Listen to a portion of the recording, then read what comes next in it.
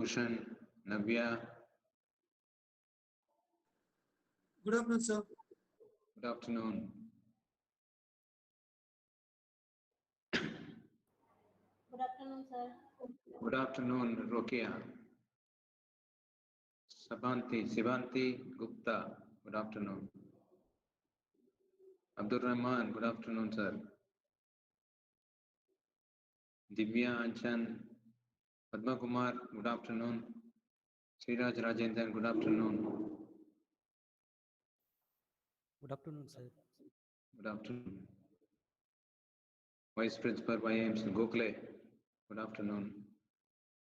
Lakshmi Narayan Sonde. Good afternoon. Sheetal Savur. Good afternoon.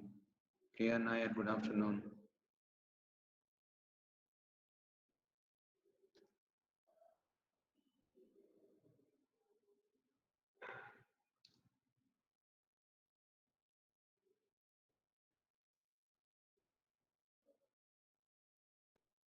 Shubhada. Good afternoon.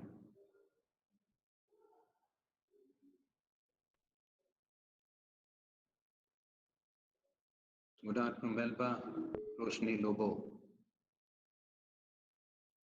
Shaima Aisha, Jeet Das, good afternoon, both of you. Tom Alexander, good afternoon. Navneet Ayush College, good afternoon.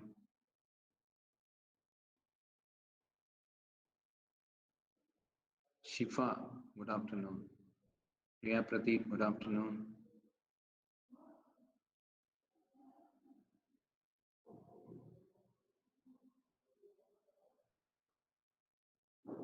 Nikshita Lumarani, good afternoon. Navneet Ayush College, good afternoon.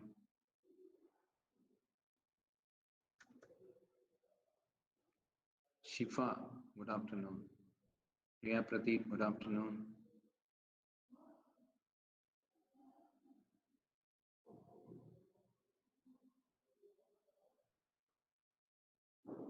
Nikshita Lumarani, good afternoon. Navneet Ayush College, good afternoon.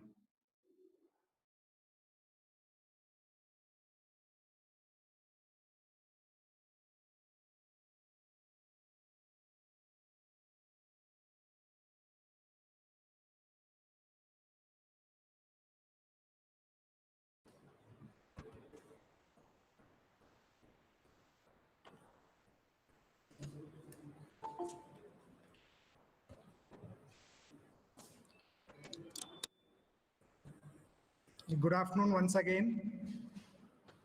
Firstly, I would like to thank our beloved Pro Vice Chancellor, Sir, Dr. Raghuveer, sir, for accepting our invitation for the opening remarks and one lecture, interesting lecture on. So, on behalf of Center for Health Profession Education, I welcome you all for this session. He can admit there.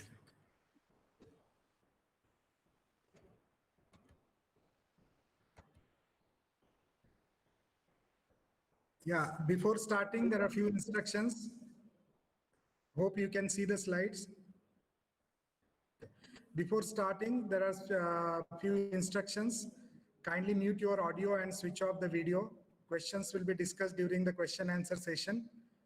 You can submit your questions and comments in the chat box if you are using a Google Meet. Participants who are viewing through a YouTube live streaming can use Google Form for their queries.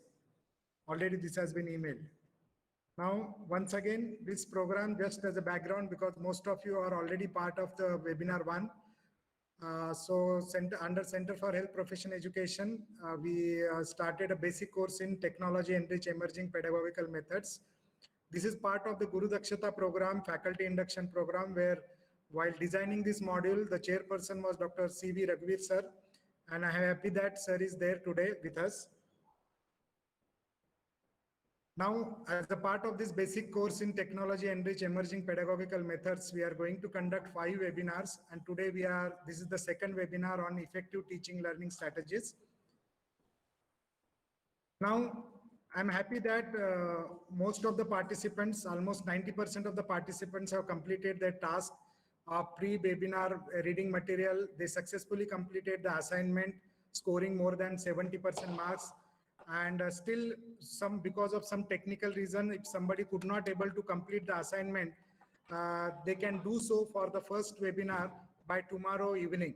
So because I understand there are some present time, there is a lot of technical issues and hardship because of the pandemic. So we understand that and we appreciate your active contribution in this course. Now, just briefly, today's session, we are going to start with opening remarks by Dr. C.V. Raghuveer sir, our Pro-Vice Chancellor. Then it is followed by first session by Dr. Akshay K.M., Additional Professor, Community Medicine, on how students learn, followed by lecture on session on Vanishing Art of Lecturing by Dr. C.V. Raghuveer sir. This will be followed by student-centric methods with special reference to online teaching by Dr. Vinod Pallad, Associate Professor, Medical Education Research Development, Faculty of Medicine, University of Malaya, Malaysia. He's a good friend of us and he agreed. We are thankful to him. Lesson plan and peer review by Dr. Kursia Sultana. All the resource persons are very good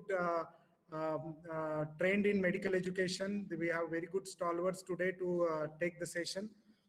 Now, Dr. C.V. Raghuveer sir doesn't require any introduction, but sir is a great teacher, great pathologist, great academicians, and under sir's leadership, I learned a lot, and CHP has grown under his guidance. So I thank sir for accepting our invitation, and I request sir to give opening remarks. Thank you, sir. Thank you very much, Dr. Bai.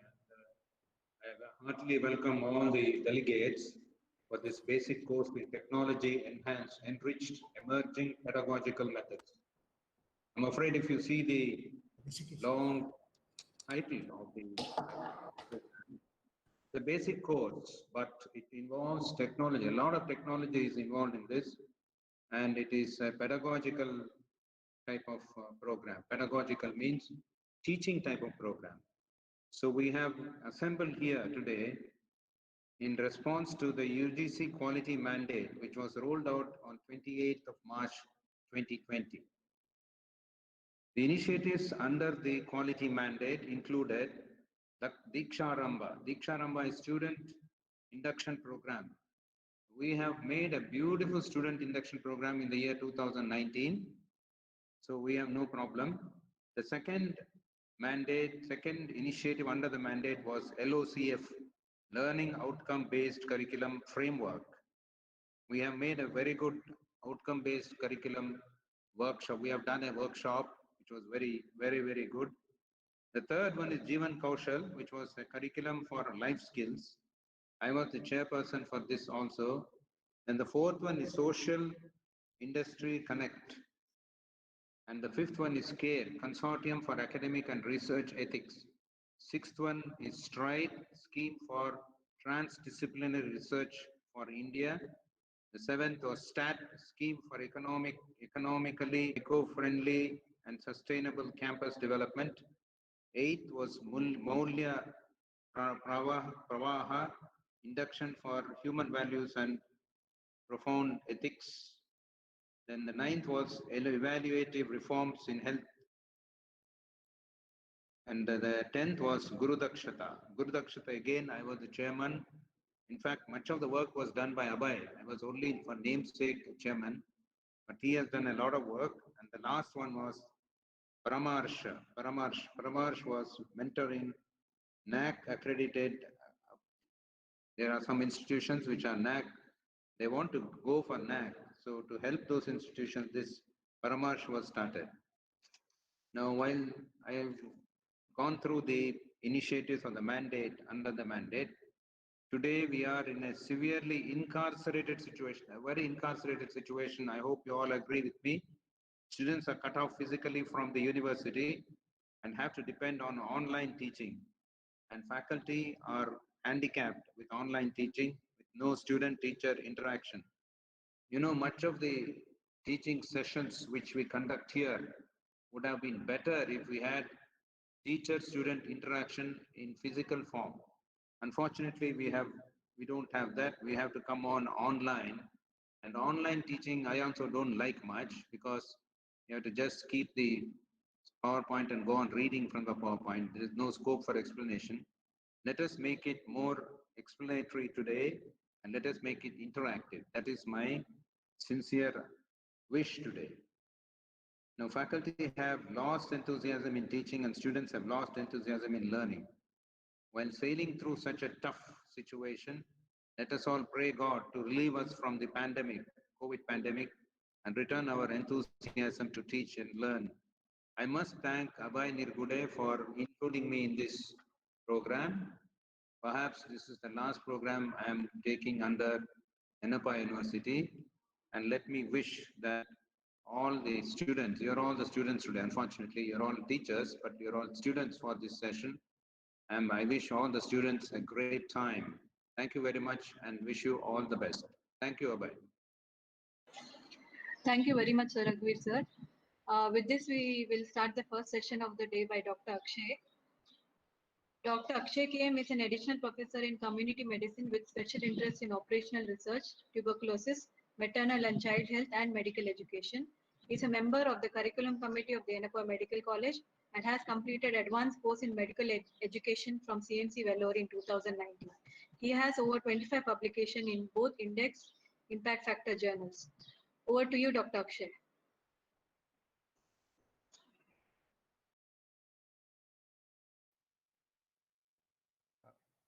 Thanks, ma'am. Thanks for that introduction.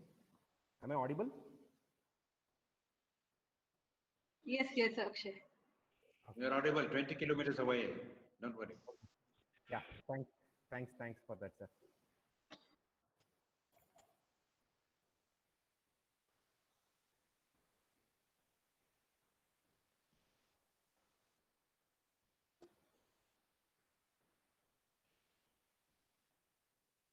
Okay. At the outset, I would like to thank CHP and Dr. Abhay Nirgude in person for having given me this opportunity to talk on the small topic of theories of learning. And I would like to place on record acknowledgements to Dr. Abhay as well as Dr. Rashmi Jain and Dr. Kudsia for helping me out in this particular small endeavor with their presentations also. Yeah, today's topic on theories of learning. These are the specific learning objectives. At the end of this session, the participant shall enumerate any 4 theories of learning, explain Kolb's experiential learning cycle with a diagram, enlist the differences between andragogy and pedagogy, and explain the different learning styles among the learners. So if we see the literature, you have a lot of theories which have been listed. However, I found this particular diagram with 5 main theories of learning interesting, and I would be focusing upon these 5 theories in my presentation. So you can see here there are 5 learning theories. One is focusing on the behaviorism or behavioral theory of learning, then cognitive theory of learning, constructivism, next is experientialism, and social and contextual theories. So we'll touch upon each of these in short. The first one is behaviorism.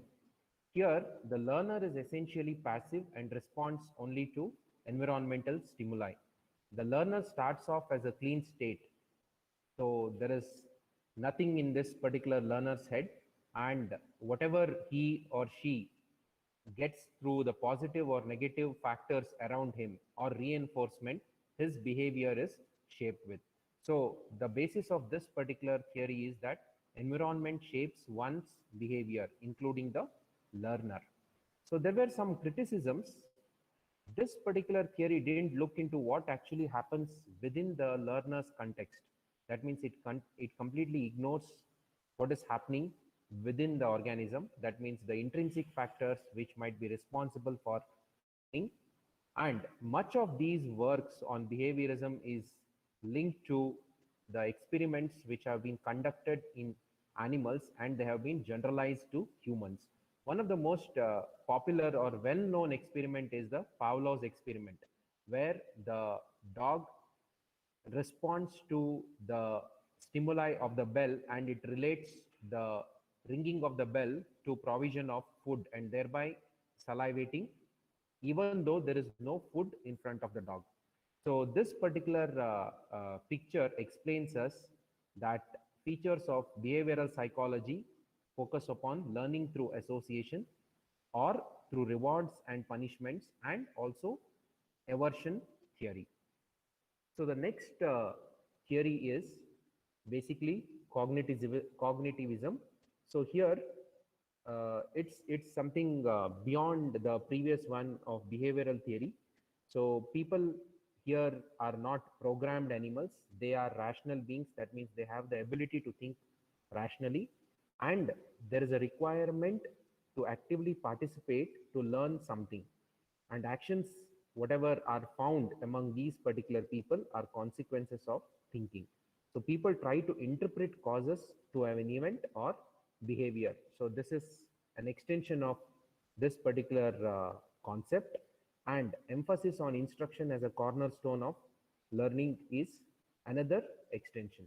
So if people do succeed in a particular work, they try to attribute it to their own strengths. And if people see that somebody else is failing, so it might be because of that particular person's weaknesses. And if somebody else is winning or succeeding in their life, they may try to attribute it to their luck. So these are some of the hypotheses which are linked to the cognitive theory.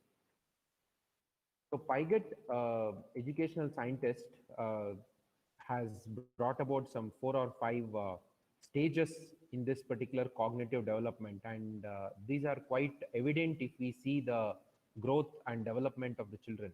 So sensory motor stage, birth to 2 years, the child here will be able to differentiate between itself and other objects.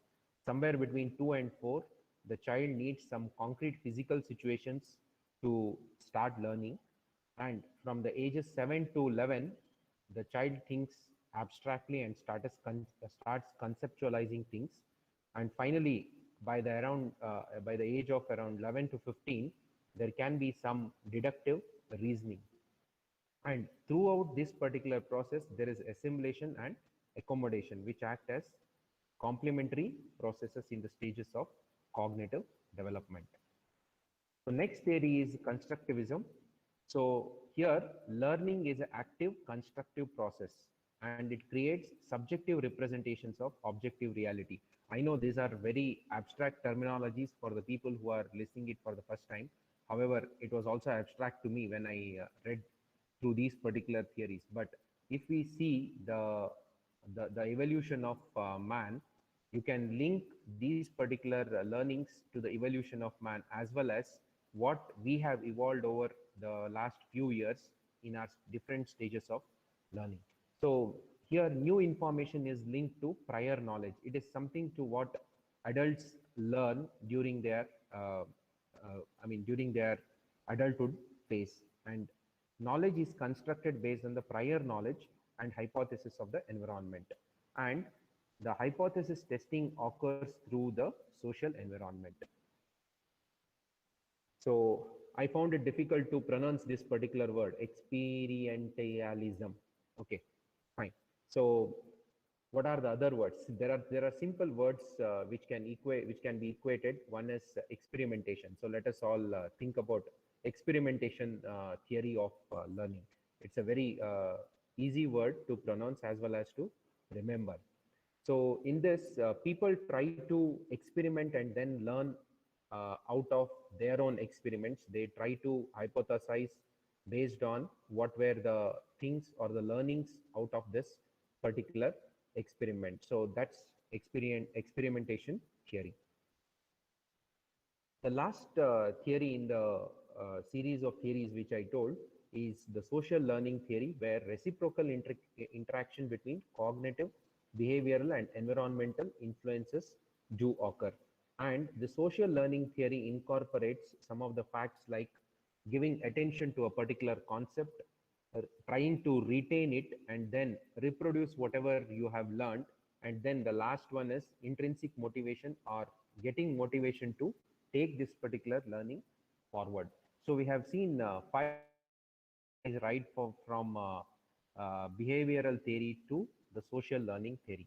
So I say that the next learning cycle is somewhat based on all these particular theories which I enumerated. And Cope's experiential learning cycle is states that knowledge is created through the transformation of experience. So here you can see there are 4 steps in Cope's learning cycle. One is concrete experience, where the learner actively experiments with the concept. Then there is something called reflective observation. Already the learner would have experienced an experiment, but he tries to reflect back on that particular experience. Next is actively thinking about it, abstract conceptualization. The learner attempts to generalize a model of what this particular experiment is. And next one is he tries to do an experiment. That means the learner applies the model to a new experiment. So that is active experimentation. So you have 4 different stages in this particular Cope's experiential learning cycle, and all these are interlinked. It doesn't matter where the person is starting it, but once the person starts a particular activity in learning, he usually goes through all these particular 4 phases, one after the other. So that's about Cope's experiential learning cycle. So another difference between pedagogy and andragogy. So this is quite a known concept among most of you, including people from art science background. So pedagogy is something where it is more of didactic, and it is a sort of autocratic teaching, where the teacher is considered a person with a superior hat, and then definitely teacher tries to teach everything whatever he or she knows to the children.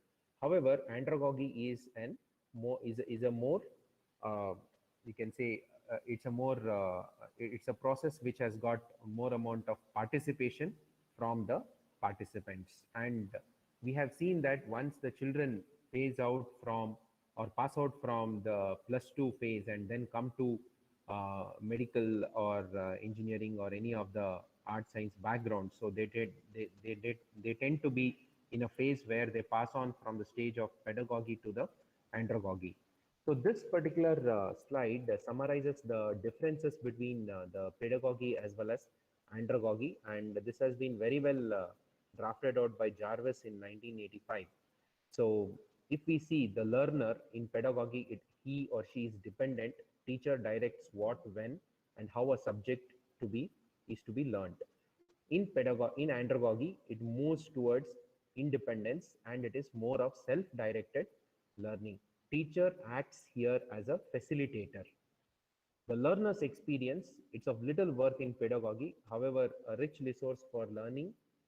Hence, teaching methods include discussion, problem-solving exercises, etc. in andragogy. There is about the readiness to learn. People learn whatever society expects from them. However, here people learn what they need to know, so that the learning programs are organized around life application. Orientation to learning, acquisition of subject matter is there, curriculum organized by subjects. Here in case of andragogy, you can see that learning experiences should be based around experiences, since it is basically people centered. Another terminology over here, utagogy. It's another stage or advanced step compared to andragogy, where self-directed learning is transformed to autonomous self-determined learning. So utagogy is one of the principles which most of the on-job learners or on-job professionals usually take up. And if somebody is taking up a course during the time of when he or she is professionally engaged, so you can see the principles of utagogy going in this particular phase. So there is focus from competency to capability in utagogy. Yeah, the last part of my presentation will be focusing upon different learning styles. So all the students over here on this earth are created equally and differently. So every student has got a different learning style. And it was very well summed up that the students can have 4 different learning styles. And this has been abbreviated as VARK, VARK. However, the students need not have these learning styles in isolation. They can have a combination of these learning styles. So somebody can have a combination of visual and auditory, visual and kinesthetic, or all the 4. But we tend to see the predominant learning style which influences the learning among students, and it becomes important for a teacher to recognize these learning styles and try to motivate the students in keeping up these particular learning styles and nurture them. So what can be the examples or different illustrations when it comes to each of these particular learning styles? Amongst the visual, you have students learning from pictures, diagrams, illustrations. If it is oral, where it is mostly associated with hearing component, students do learn by listening to lectures or recordings. If it comes to the read and write learning style, students do learn by reading the material or writing assignments, and kinesthetic is more focusing upon the experiences or observation or practicals or even experimentation, which the students are comfortable and they tend to learn from these particular acts. So these are the 4 different learning styles which the students learn from. So it can be, as I told, it can be a combination of these.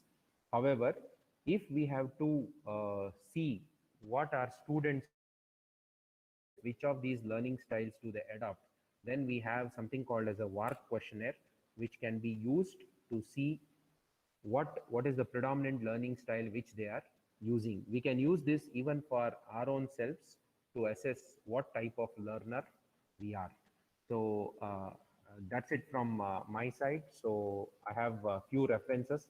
These are already uploaded as pre-reading and post-reading material. So yeah, thanks everyone.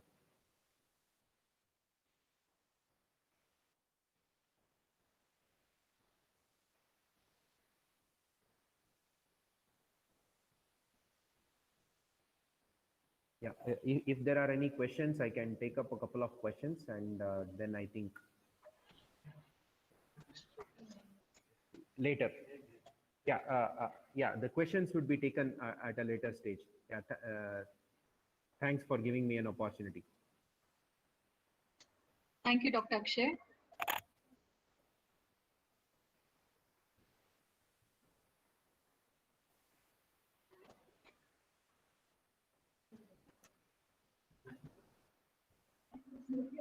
The next session is by Dr. Raghuveer sir. Dr. Vidya Bhatt will be introducing the session speaker, Dr. Raghuveer sir.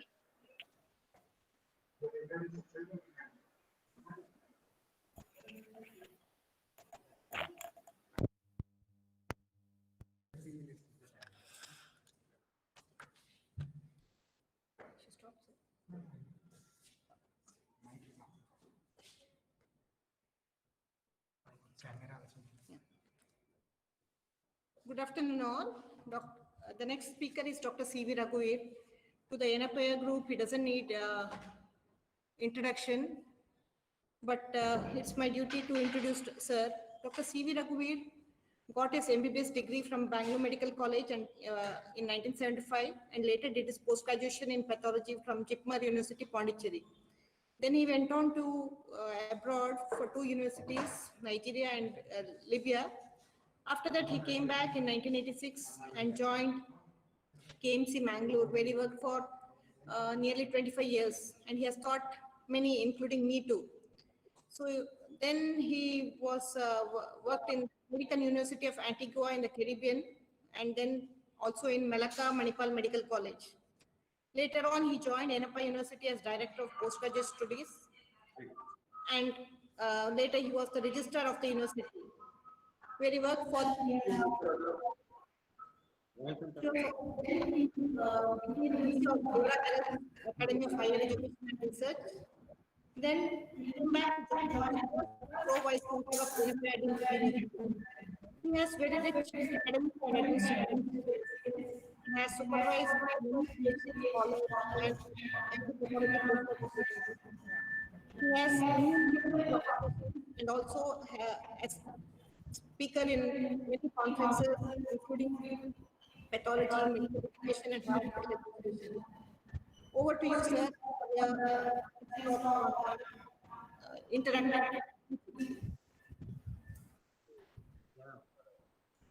For an extensive introduction. I don't think I deserved any one of that, which you mentioned anyway. Thank you very much. And may I request all the participants to, may I request all the participants to mute your mics, please. Mute your mics. Please mute your mic.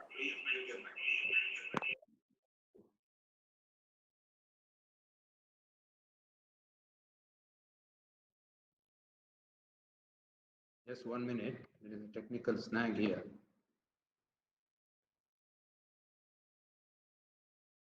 I'm not sure whether you all agree with me that the most frequent and the most thought about and the most liked way of teaching in our setup is lecture. Do you all agree with me? This is going to be an interactive session, and I want you all to please open up and say yes or no. Do you all agree with me that lecture is the most frequently involved art of teaching? Yes, you all agree.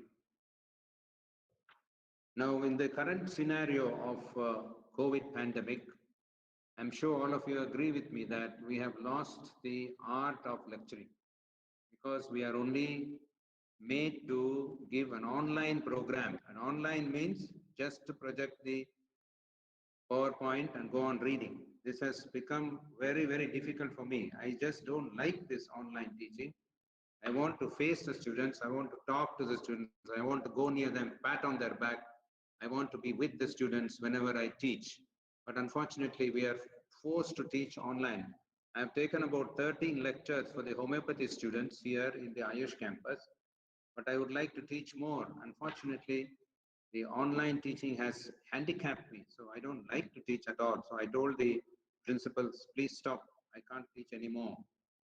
So anyway, whatever I have learned in today's session, I owe it to my close friend, Professor K. Ramnarayan. Who does not know Ramnarayan? Ramnarayan was the former Vice Chancellor of Manipal University, Mahe. It started as Mahe and has come back as Mahe now. He was 5th Vice Chancellor of Manipal University. He's a great friend of mine and he's a great educationist. He has done about 500 medical education workshops all over the world. He used to go to Dubai, used to go to Malaysia very often, but in India, he has gone to every nook and corner of the country. So he gave me, in fact, the PowerPoint was given to me by him only. His own PowerPoint I have borrowed. There's nothing very original in this. I have changed a few things to suit my convenience, not the students' convenience. So if anything is wrong in that, please pardon me. Now, how do you like the current scenario? What do you think the current scenario is? Can anybody tell me what is the current scenario of lectures in the lecture halls? Not in the online teaching, in the lecture halls. Now, the current scenario is when I give a lecture, I accept that people look at their watches.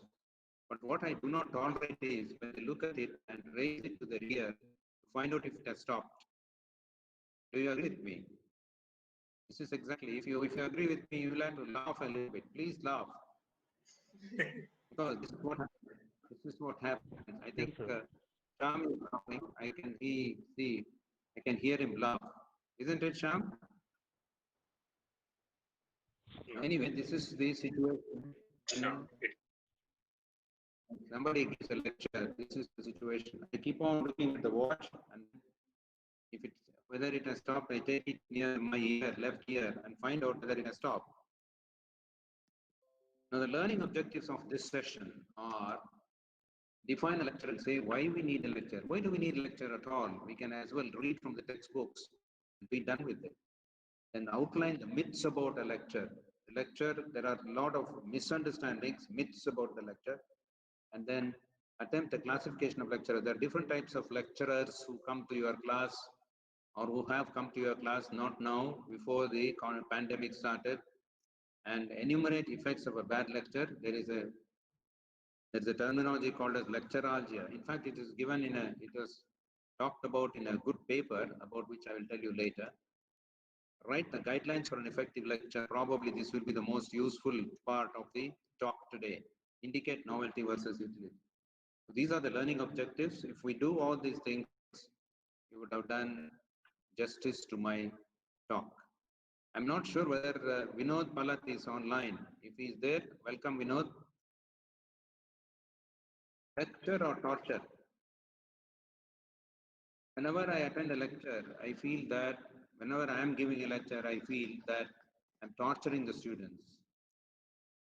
To listen to a lecture is like undergoing a torture. This is exactly how I feel. Do you all agree with me? Do you agree with me or you don't agree with me? Do you agree with me that to give a lecture is like undergoing torture, to listen to a lecture? You want a lecture to be an uninterrupted, rambling exposition of apparently irrelevant, trivial information delivered in a sleep-inducing monotone for 1 hour. After 1 hour, you will start asking, what are the soporific effects of Raghuveer's lecture? You will start asking each other. Sleep-inducing to monotone for 1 hour. Or do you want a lecture to be a shorter discourse on a subject with a teacher and many students? Which one do you want? Do you want the first one or the second one? Please tell me, because this is an interactive session. Do you like this one or you like the previous one? Please, at least one of you say, yes, we don't like this one. Yeah, the second one. We like the second one. Second one. Previous one, sir. Thank you. You like the first one? Anybody who likes the first one? An uninterrupted, rambling exposition of apparently irrelevant, trivial information delivered in a sleep-inducing monotone for 1 hour. Unfortunately, some of my lecturers whom I attended lectures way back in the 1960s when I was an MBBS student chose to do what I have seen, what I have shown in the first, that is a rambling exposition of apparently irrelevant, trivial information delivered in a sleep-inducing monotone for 1 hour. This is what they did. But I wanted this, a shorter discourse. And there were some teachers who used to use this sort of approach, that means short discourse on a subject with a teacher and many students. Why do you need a lecture? We don't need a lecture, in fact, we can just go read and then go to the examination hall. More so nowadays, open book examinations are becoming popular with online exams. Open book exam is, in fact, we also conducted open book exam. I have even written a paper on open book exams. Why do we need a lecture? To inform? Is this one reason why we need a lecture? Yes, we need a lecture to inform. But unfortunately, we are giving too much of information overloading. We are giving so much of information that the student has to write to the last page of his notebook. Or do you want to give a lecture to influence? Probably this is better, influencing the students when you give a lecture. And lastly, to inspire. This is exactly what you want to do. Inspire the student when you give a lecture. He or she should get inspired by your lecture. Then only you have given a good lecture. Do you agree with me? Please come back. Please let us have interactions. Yes. Do you agree with me? Thank you. Transform rather than just inform. This is exactly what we should all remember when we give a lecture. Myths about a lecture. Covering information is good lecture. He has given so much information here. He covered the entire book. He's a good lecturer. This is what we hear sometimes from students, particularly when we have just joined the MBS or the BDS class or any one of your professional courses. First year, you want to see how the teacher teaches. If he has given a lot of information, then you say he's a good lecturer. Speech making. I'm a very good speech maker. I can speak well, so I'm a good lecturer. No questions students have learned. If they don't ask any questions, in fact, in our classes, this is a difficult situation because we take till the last nth minute, and where is the time for you to ask questions? Police group reaction. Who are the police group reaction? Some of the students say, hi, sir, hi, hi. Particularly when I was teaching in the Malacca Manipal Medical College, these Malaysian students are very friendly with the teachers. They used to keep on saying, hi, sir, like that. If these students say, you took a good lecture, sir, then you think that they have learned well and your teaching is good. This is a myth, actually. Academic success is great teaching skill. That means a person was done in academics. I had a very good friend in my class, a classmate, Dr. Partha Sarathi. He used to be excellent. He got 8 or 9 gold medals in Bangalore University. So we all used to think that he's a very good teacher because he has learned the subject well. He was a hopeless teacher. He never taught anything properly. Intellectual achievement is pedagogic ability. Same thing, intellectual achievement. He was an intellectual. He achieved a lot, 9 gold medals. He had no place in your cupboard to keep the gold medals. Best learner was best teacher. Same thing, repeat. Best learners often make the worst teachers. They're in a very real sense, perceptually challenged. They cannot imagine what it must be like to struggle to learn something that comes so naturally to them. Stephen Brookfield said this. Now, unfortunately, we are forced to classify some lecturers. This may be a little out of the way, but it is true that you can be an obfuscator. I had a very good teacher who used to teach well, but he was a confusion master. An obfuscator is a confusion master. He will say something today, and tomorrow he'll come and say that he'll deny it. He'll say that's not correct, what I told yesterday. I referred the book, it is wrong. So he will confuse himself and confuse the students. Regurgitator. Most of us come to the second group. That means we read the textbook and regurgitate it in the classroom. Facilitator. We have to be facilitators. So at least some of us can become facilitators so that the students can learn and learn better. Effects of a bad lecture. Lecturalgia, painful lecture.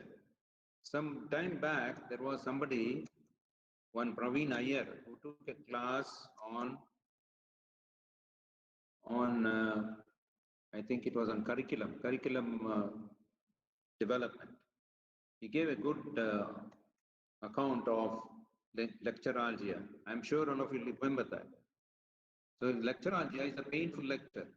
Causes for lecturalgia, lecture objectives unclear. If you have not made your objectives clear, then it becomes a painful lecture. Lecture disorganized. A person who does not know how to put things in an organized manner, his lecture becomes disorganized, and such a lecture becomes painful lecture. Too much and too fast. There are some lecturers who come late. I had a professor. He was a professor. His name also was Parthasarathi, anatomy professor. He used to come 20 minutes late to the class and then take about 15 minutes class. He used to be tremendously good. He was very good. He could draw. He was an anatomy professor. He could draw with both the hands, using both the hands at the same time. But he was too fast, we thought. Did not respond to audience needs. This is the other reason why there is a lecturalgia. Characteristics of lecturalgia, heightened emotions. What do? We get agitated, we get frustrated, and we get angry. Or suppressed emotions, we go to sleep, apathy, somnolence. Now let us see what are the guidelines for an effective lecture. Don't be complete. When we are taking a lecture, we should not tell everything. Certain facts or certain portions of the knowledge should be kept back with the professor. Don't mention anything only once. Tell them what you are going to tell them, and then tell them what you have told. 3 times you will have to repeat the same thing. It is only then that you are given an effective lecture. Don't restrain, create. There was a professor of obstetrics and gynecology in Bangalore Medical College. He was a very innovative professor. Hardly any innovative professors those days. So he used to demonstrate to us how the pregnant ladies walk. Lordesses, he said, they're just like the British. The British were lords. They used to walk like this, like pregnant women. So if you want to remember how the pregnant ladies are, remember a British lord. So these are the creativity of lecturers. So don't restate, don't go on saying whatever is given in the book, try to create. Guidelines continued. Don't confess, profess. There was one teacher in physiology who used to come and confess, I do not know this, I do not know this. He never used to teach properly whenever he was given ECG. I know his name also, Dr. Sampath Kumar. He used to bring one Golwala. There used to be one Golwala in physiology also. He used to bring that and then go on reading from the book. He used to keep the book hiding in the desk and then go on turning the pages and go on reading. But whenever we asked him, sir, why are you doing like this? He used to say, I do not know how to teach. So don't say, don't confess, profess. Don't extemporize, organize. Do you agree with me? Don't extemporize, organize. Extemporize is just walk into the class and start the class extemporizing. Or do you have to organize and then come? What do you think? I will give you an example where extemporization made me a great teacher. Once when I was working in Nigeria, University of Ilorin, Nigeria, my boss, there was one boss who never used to teach. All his classes he used to give to me. I didn't mind that, but once when he came to class, the class was 5 minutes away. He came to me and he said, Raghuir, please go to the class. I said, but how can I go? Now only 5 minutes are left. What's the topic? I said, the topic is gastric ulcer. So I took the book, started looking up. 5 minutes over, I went, and then I gave the best lecture. All the students appreciated it. I was very happy. So sometimes extemporization helps, but most of the time it does not help. So we must organize the lecture before we go to the lecture class. Don't hurry, go at optimum speed. Unfortunately, we are always constrained because of time. So we don't have time. Even today, even now I am going at a fast speed, I thought. What's the optimum speed of a lecture? Can anyone tell me? What is the optimum speed of a lecture? What should be the optimum speed? It's 100 words, approximately 100 words per minute. Don't give a monologue, break the monotony. Don't exceed time. Do these 5 S's when you take a lecture. Sympathize with the students. The students are poor beings. They don't know what to tell the teacher because they are scared of the teacher. So you have to sympathize with them, structure the lecture, sequence the lecture, standardize the lecture, and simplify. So these 5 S's are very useful when you give a lecture. Do you agree or disagree now? I need a little break. I want to have at least one sip of water. So please tell me whether you know it or you can teach it. If you know it, you can teach it. Do you agree with me? If you know it, you can teach it. Do you think it is true or false?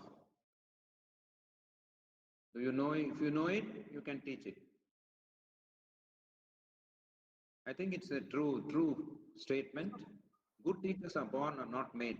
Do you agree with this or do you don't agree with? Is it true or false? Good teachers are born, not made. False, sir. I like, yeah, please. Good teachers are born, not made. False. You can become a good teacher even when you are born as a bad teacher.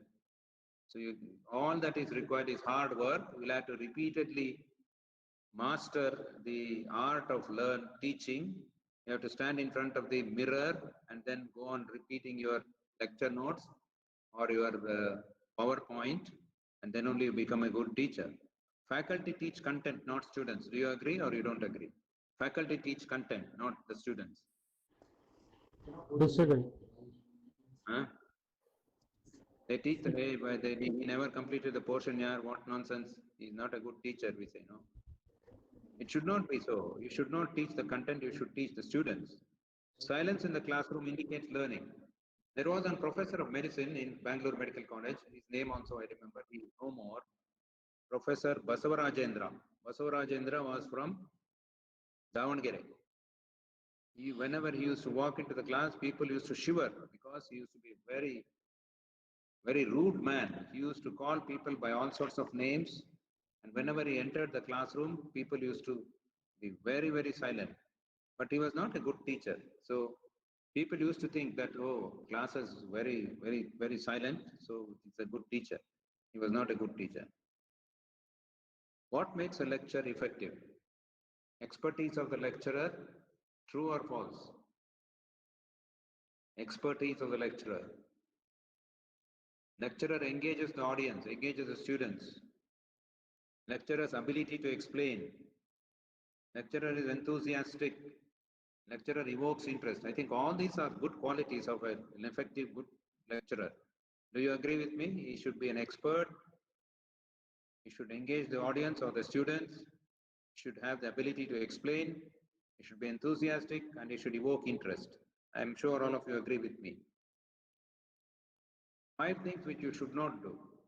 Annoy the students. There used to be some professors who used to annoy the students so badly that the students will start making noise. Bore the students. Terribly boring lecturer, terribly boring professor. We have to sit in this class. Confuse the students. They used to say something and then opposite viewpoint the next sentence. Distract the students. The students are doing something, they are dreaming, or nowadays they are sending SMS. You distract the student. They're sending text messages, you distract them. Exhaust the students. The lecture should be lively, educative and creative, thought-provoking and understandable. So if you see lecture, Lectur, lecture, lively, educative, creative, thought-provoking and understandable. So if you have all these things, then you become a good lecturer.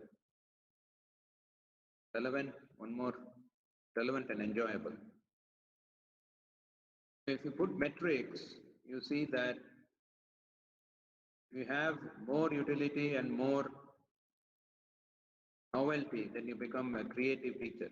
A creative teacher is one who becomes more creative, more utility. His lecture will be more of utility value, and he will be a novel teacher. So these are very important metrics, very important. Please remember, if you are a novel teacher, but your utility is not so good, you become a charlatan, a mesmerizer. If you are not novel, you are not not useful, then you become an old goat. You are useful, but you are not novel, you become a pedantic bore. You are useful and you are also a novel teacher, you become a creative teacher. Now these days we are very fond of taking PowerPoints to the classrooms. PowerPoint has corrupted. There is a paper on this, a nice paper by Harden, who has written a paper on PowerPoint, why it corrupts. It corrupts. What to do? Best visual aid is, which is the best visual aid? Can anybody tell me? Is this the PowerPoint which is the best visual aid? Any one of you, can you tell me which is the best visual aid? Chalkboard. The best visual aid. Blackboard. The lecturer himself, undoubtedly the lecturer himself is the best visual aid. If you speak well, you are the best visual aid. I have come to the end of my session. If you have any queries, please ask me. Please ask me if you have any queries. If you don't have any queries, we'll stop. Or if you want to ask later, as Abhay has said, there is a separate session, I think, for lectures, for question and answers. We will wait for that. Otherwise, I have finished my session. I thank you very much for giving me this opportunity, particularly Abhay Nirgude. And I thank all the teachers who have assembled here, who have made this possible, or made me possible to take this session. Thank you.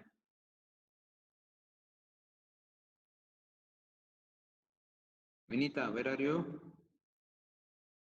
Thank you very much, sir. Is there Thank you. questions for sir? We have some time before our next speaker joins us from Malaysia. Okay.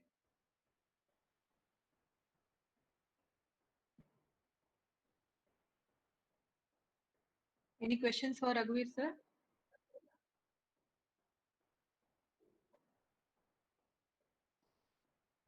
They're all experts, expert lecturers, so they may not have any questions. Anyway, thank you very much. And let us see again, probably next week or week after next, there's one more session by me. At that time, we'll meet. Thank you. Thank you very much, sir. Thank you. Thank you.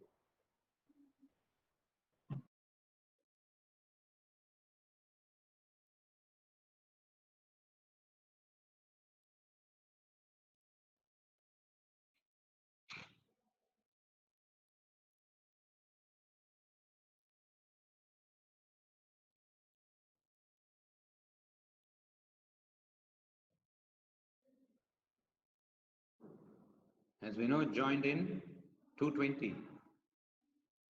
I'm not sure whether I was in time. 2:20 is the time for Vinod Pallat.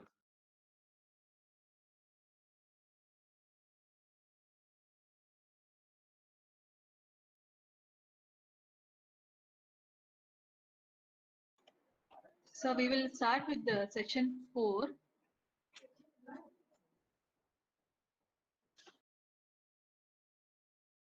Kutsia's session, is it?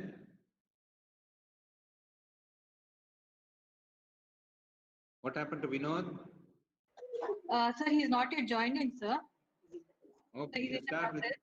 We will start with Dr. Kutsia's session. By the time Dr. Vinod will join us. Okay, send him information about that. So we will start with the session 4 by Dr. Kutsia. Please send him information. Because we close by 4 o'clock, it will be difficult for us if we wait.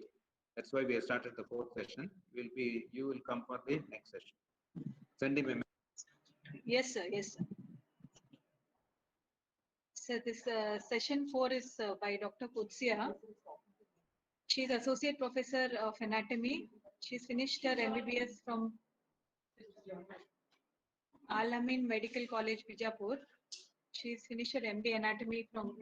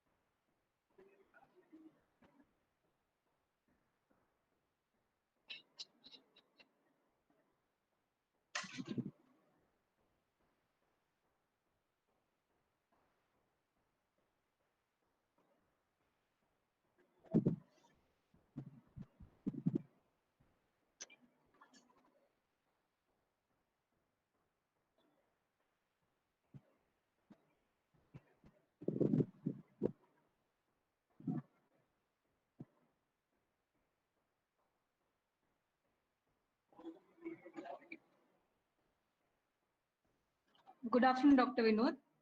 Good afternoon. This is the third session for the day. Dr. Vinod Pallat is working in the capacity of Associate Professor at Medical Education Research and Development Unit, Faculty of Medicine, University of Malaya, Kuala Lumpur, Malaysia. He obtained his Masters in Medical Microbiology from Kasturba Medical College, Manipal Academy of Higher Education, Manipal. He also obtained his PhD in a topic of medical education from the same institution. He has undergraduate and postgraduate teaching experience of 20 years till date, along with academic responsibilities of teaching undergraduate, postgraduate, and PhDs.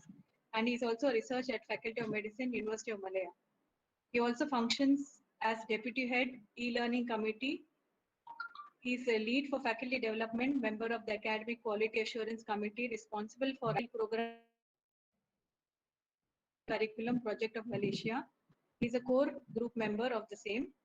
He was also recently appointed as member of Malaysian Medical Council Special Working Committee for WFME recognition. He is a fellow of Foundation for Advancement of International Medical Education and Research, and also functions as a faculty member for FAME. With this small introduction, I hand over the session to Dr. Vinod. Thank you for joining us today, sir. Thank you so much. I hope you can all hear me. Can you hear me, everyone? Yes, sir. Yeah. Vinod, Okay. welcome. Raghuveer here. Welcome to you. It's such a pleasure listening to you, sir. Uh, thank you so much.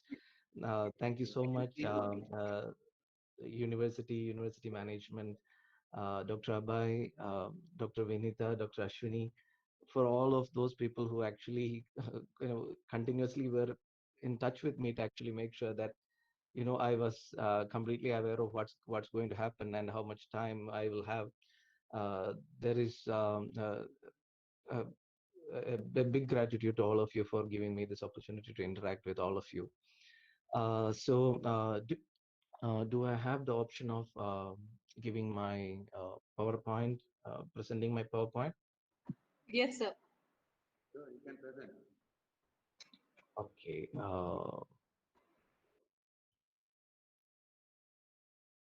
Oops. It's a bit that I am unable to see my presentation option here. Vinod, first Yeah, open I can. it. Yep, I can see that. You are presenting. There is one icon on the right lower bottom. You are presenting. Press there. Right, sir. Then go to only window.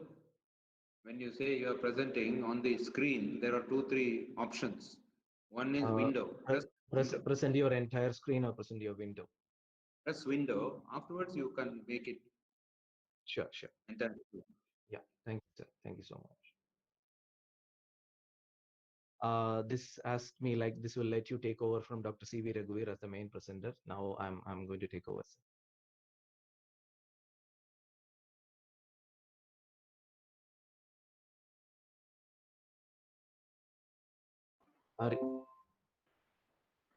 Are you able to see my presentation?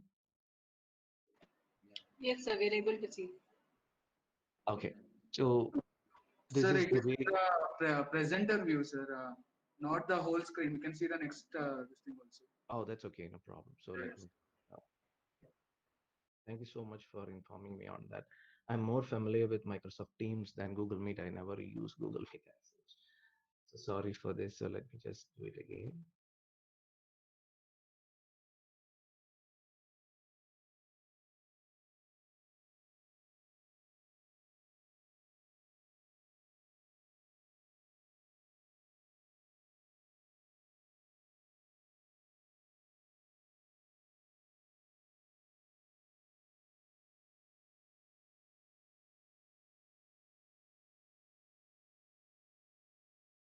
Can you see my presentation now without the presenter view?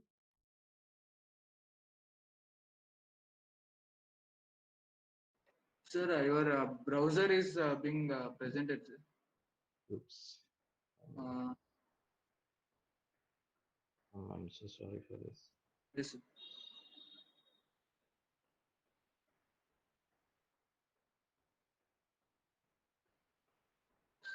So you can press on the present now. You will have option to Okay, a go ahead. window. There is your entire screen, a window. There are two Yes. options. You have to press on the window. Okay. And then I get my my PowerPoint, but it is not in the PowerPoint presentation mode. It's still in the normal mode. So would you like me to first move into presentation Yes, mode sir. before I Just share? moving to the usual one, sir. First move into presentation mode before I share, but No, sir. You can open as usual one. Then you can go for full screen, sir. all right.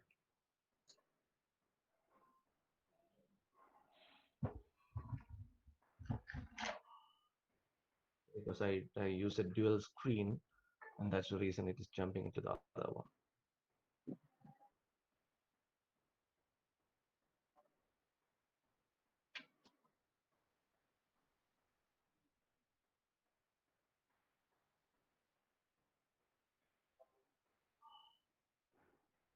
Is this clear now? Yes, sir. It's clear. Thank you, sir. Okay. Thank you so much, and my apologies, everyone, for this technological handicap of this deputy head of e-learning. You can understand it. It becomes always a bit of a handicap most of the time when we actually are dealing with technology. And so today's topic, which Dr. Abai, Prof. Raghuveer, and Dr. Ashwini and all wanted to discuss with you all is student-centric methods with special reference to online teaching and learning. Now, I'm from, basically I'm from Kerala. I studied, my learning has been at Manipal, and quite a lot of extensive experiences. Whatever I have learned is from Manipal and under the able guidance of Professor K. Ram Narayan. And also at that moment, I had the opportunity to interact much closely with Professor C.V. Raghuveer and learn and work with him too. So whatever I am telling today is all from those experiences, and further my exploration of medical education at uh, uh, University of Malaya Faculty of Medicine. So I bring greetings from Faculty of Medicine, University Malaya. You will be able to see this is the aerial view of University Malaya, and this white building which you see inside is the university building, and this is the hospital, and I am sitting somewhere here and talking to you. And it's 5 o'clock in the evening here, so it's good evening from everyone, for everyone from here. And I know it's good afternoon there. And uh, as we would like to know, and I'm sure you would have gone through some of the videos which I had sent as a pre-preparatory activity. That was to actually make you think about your learners. Who are your learners now? Your learners are basically, who are your learners? Your learners are definitely somewhere around 20 years of age or lesser than that, or even some of them are slightly more than that. Uh, but basically, they were born into cyber age and grew up with both in cyberspace as well as physical space. So they are called as digital natives. Prensky, who is an extensive a researcher who has done quite a lot of work in gamification of learning, Prensky, who he was the first person who actually first coined the term digital natives, and most of us who actually had to adapt to the digital world are called as digital immigrants. Yes, I'm sure most of you are very aware of that. And the characteristics of Gen Z, as it is stated in the literature, as shown in the references below, uh, they are connected. They're always online. They would like to be social, and that there is more need for socialization for them, and there is more need of interaction with peers and facilitators. And it is also said that they like to learn in groups, need an immediate feedback and immediate response, which makes them happy and acceptable, and they feel acceptable. They need to engage. They need to really engage to learn. Supposed to be. I'm not really sure about this part, but I have read quite a lot about this. They are supposed to be more visual and kinesthetic, um, which uh, which actually means that they would like to engage, as well as they are more visual learners. They need to engage and learn, and they seems to be more realistic than idealistic. Probably like our generation, the previous generation were more idealistic. This is what we want to achieve, but the current generation is more realistic. Why I'm saying this first, when I'm actually starting to tell you student-centric teaching learning methods, because it's student-centric. You need to know your learn. But even if it is student-centric, or in any way, if it is even teacher-centric approaches, one of the most important aspect to remember is that you need to know your learner. Without knowing your learner, you will not be able to effectively impart whatever you would like to teach them. So in that way, uh, in student centric approaches, yes, knowing your learner becomes one of the most essential element. Now, as we that actually brings us to the first rule of student centric learning methods. First and most important thing is about rule: understand the learning preferences of your learners. Never ever assume. Although we say that they are digital natives, and we know from the literature, whatever I told you, there are quite number of characteristics of the learners, but still you need to actually understand the learning preferences of your learners. But the learning preferences are described in the literature in many very different ways. One is learning approaches. Most of the time, the learning approaches are stated in the form of superficial approach, that is surface or superficial approach, deep approach, and then strategic approach. These were coined by Biggs in his studies in the Asian population itself, students of Asian population. And Newell and Enwisley also has done lots of literature on learning approaches. So whether they do study in a superficial way, whether they do a superficial way is only to just touch through, as you are all aware. Deep approaches, yes, they would like to understand and assimilate as much as possible and retain. That's deep approach. Then there is strategic approaches where they would like to actually pass the examination and pass the examination with some good marks. So now that those are learning approaches. So you need to know the learning approaches adapted by the students. Then there are other ways of looking at it. Learning styles. There are different types of learning styles described in the literature. So it actually means one example is VARK, visual, auditory, reflective, and kinesthetic VARK learning styles, which are quite popular and used extensively. Why do we need to know? We actually need to know how they actually learn, because again, if we want to really impart a good impart learning, or make the learning more effective, we need to know our learner. One of the most important thing my mentor, Professor K. Ramnarayan, told me when I joined service quite long back was, please teach your students, not just teach your subject.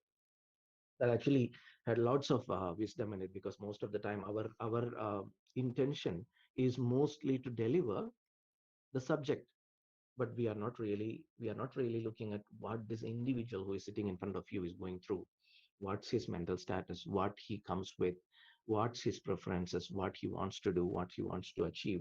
Nothing we are bothered about. We want to actually just deliver our content and come out. So do know your learner, and especially if it is a digital age learner or digital native, they have quite a lot of different experience. They have quite a lot of specialities.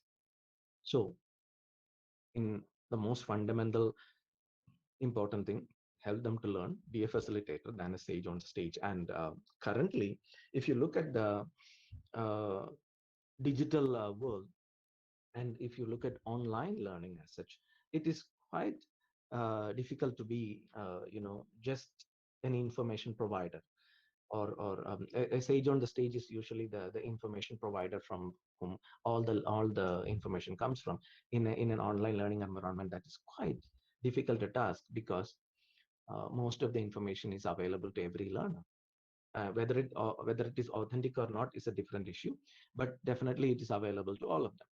And I will say one of the most fundamental thing when you need to do when we move, especially when we are student centric, and also when we move to online learning, make them know how to learn rather than what to learn. Although we all might think that we know, do we know how we learn how we learn? Many times we are quite unsure about it. How did we learn? I don't know whether all of us have looked at it. How exactly, what were the process of learning which actually made us remember and retrieve the information and say things back?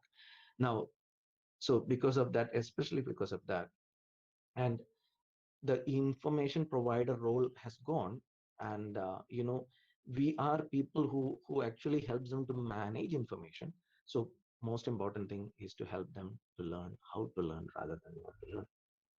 Now, moving ahead, uh, one of the most implications, so the from this these aspects of knowing your learner, and also knowing the characteristics of the learner, the implications for online learning are: one, there is a need of a learning management system with sufficient security. A learning management system should be able to actually provide most of the experiences of uh, a physical environment. We all have experienced a physical teaching learning environment where we have the classrooms and the other resources, library, and everything.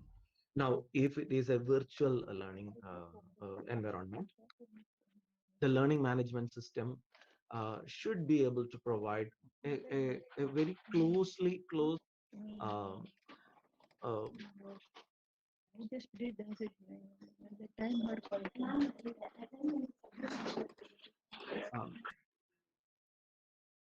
um, there is there is need of a learning management system which will actually simulate the physical environment as closely as possible. So mostly such learning management systems will not be it's not easy, but there are quite a lot of options available. What we at University Malaya uses is a dual and mode of learning management, dual system, where we combine Moodle and we combine Microsoft Teams and we merge them together. This is probably like one of the most advanced use of these two systems. We use Microsoft 365 and Moodle together to create a learning management system, which will actually will provide us content management system as well as collaboration and communication platform. So content management system becomes the Moodle. Although Moodle has higher capabilities, we also use Microsoft Teams as a collaboration and communication platform. This is essential because the digital natives require collaboration, digital native requires communication, digital natives requires networking. And these systems do allow quite a lot of such kind of systems. So need a learning management system, but with sufficient firewall security. Why? Because if we are actually customizing or personalizing a student profile page, because where students can upload their learner information, which actually teacher can access, can and understand. This also need to be quite the information provided need to be quite safe in that way. So need a proper firewall security and appropriate security systems. So a customizable personalized student profile page with learner information will be very, very useful. Uh, Need an active interaction option when we go to online learning, and the whatever you are using need to be simple, easily usable, and universally accessible. The interface need to be universally accessible. Universally accessible also means that whichever device you are using, you can use your mobile devices or other computing devices to access this, and you should be able to do that. So we started with knowing your learner, trying to understand what their preferences are and how we actually put it into online learning. I hope I have made things clear till now. Let me progress further, but at any point of time, if you would like to stop me, please stop and ask me questions. There is no problem in stopping me in between. So let me go further. But at the moment, any time when you need to ask, please ask. So if if we looked at some of these, like we are trying to understand our learner now. But one thing, in any instructional design, our first we will start by analyzing the situation, analyzing the student. So that's what we did now, and then we will go ahead with developing and creating. So if it is an instructional design model like ADDIE, analyze, design, develop, implement, and evaluate. ADDIE: analyze, design, develop, implement, and evaluate. ADDIE. So first we did analysis. Who are our learners? What are their needs? Then goes to develop and uh, design and develop. Design and develop, it's best if you have an appropriate theoretical construct behind. You Most of us just develop the syllabuses and the curricular develop just like that, but may I request all of you to kindly think about how people learn and the theory behind it. I'm sure some of it is already being touched in the webinar as along we went along, but let me reiterate some of those things. Allow me to spend some time on that. So some of the important learning theories. So I'm going to look at some theoretical constructs, some of the important learning theories which are very useful, especially in the field of health professionals education one, also especially for the digital natives, uh, and probably generally for most of the people are the coming few. So I'm going to discuss on experiential learning model by Kolb, Joe Harry window, and also about cognitive load theory. It won't take much time, quickly. So let us look at the experiential learning model by Kolb. Now, we know if a digital native really would like to experience, yes, that's definitely possible. And in health professionals education, medical, dental, and any other professional education, we have quite a lot of opportunities to do that. So it's said that the learning might start with a concrete experience, but I don't completely agree that it starts always with concrete experience. I will come to that later, but it can start with concrete experience, and after or after experiencing, the student, the learner reflects. After that, after after the experience and reflection, there is abstract conceptualization, or going back and forth through that experience and the thought process on that. And then again, so they have learned something from their concrete experience. They experienced something, they reflected on that, then both these actually merge them, conceptualize it. Now they are trying to apply it, they try to do it. And then the learning experience derived from that doing is again, it loops back into or enhances the experience further. So experiential learning model is one of the important learning model for, especially for adults. It is mentioned, but why I always don't consider that concrete experience is the place where always it begins. No, sometimes it begins. I believe that it begins from watching, because when my teachers are doing something, I would like to watch. And because the teachers would have explained it further, I would like to watch, and then go into further. Sometimes the experiences would have made me, or others experiences would have started making me abstract thinking, and that can continue. And sometimes, instead of active experimentation, like, I will be forced to do things, and from where it begins. So for me, a learning in experiential learning cycle can happen at any point of time. But why I'm telling you this, if if uh, if experiential learning, if especially the digital natives provide them opportunity of experience, do provide them, or do help them to reflect, do help them to conceptualize and understand it, and do provide them opportunity to do by themselves, and then again continue. So an experiential learning model by Kolb is one of the very important learning model, which helps us to think like what role learning opportunities we need to provide for a digital native. So that was about experiential learning. I hope I made it clear. Anyway, any questions, I can come back to that. Now, again, we said the digital natives require social interaction, and that kind of social interaction will help in them explore and develop something. This is also supported by another model of exploration and understanding. This is not completely a learning model, which is called as Joe Harry window. Now, Joseph Luft and Harry Ingham, who proposed this, actually made us think that there can be things which are known to self, not known to self, known to others, not known to others. If there are these two axes, then this is what is the combination of all those. Known to self and known to others are known things, yes, but not known to self need to be discovered through discussion. Yes, social learning. They would like to do that, or this, or not known to self can be achieved, taken from faculty members and facilitators also, but in a way which actually helps them to understand more. And not known to others and known to self, you have the opportunity to provide it for others. So here there is an opportunity which is known to self can be imparted to others, again through collaborative learning. And here, not known to self can be acquired through collaborative learning.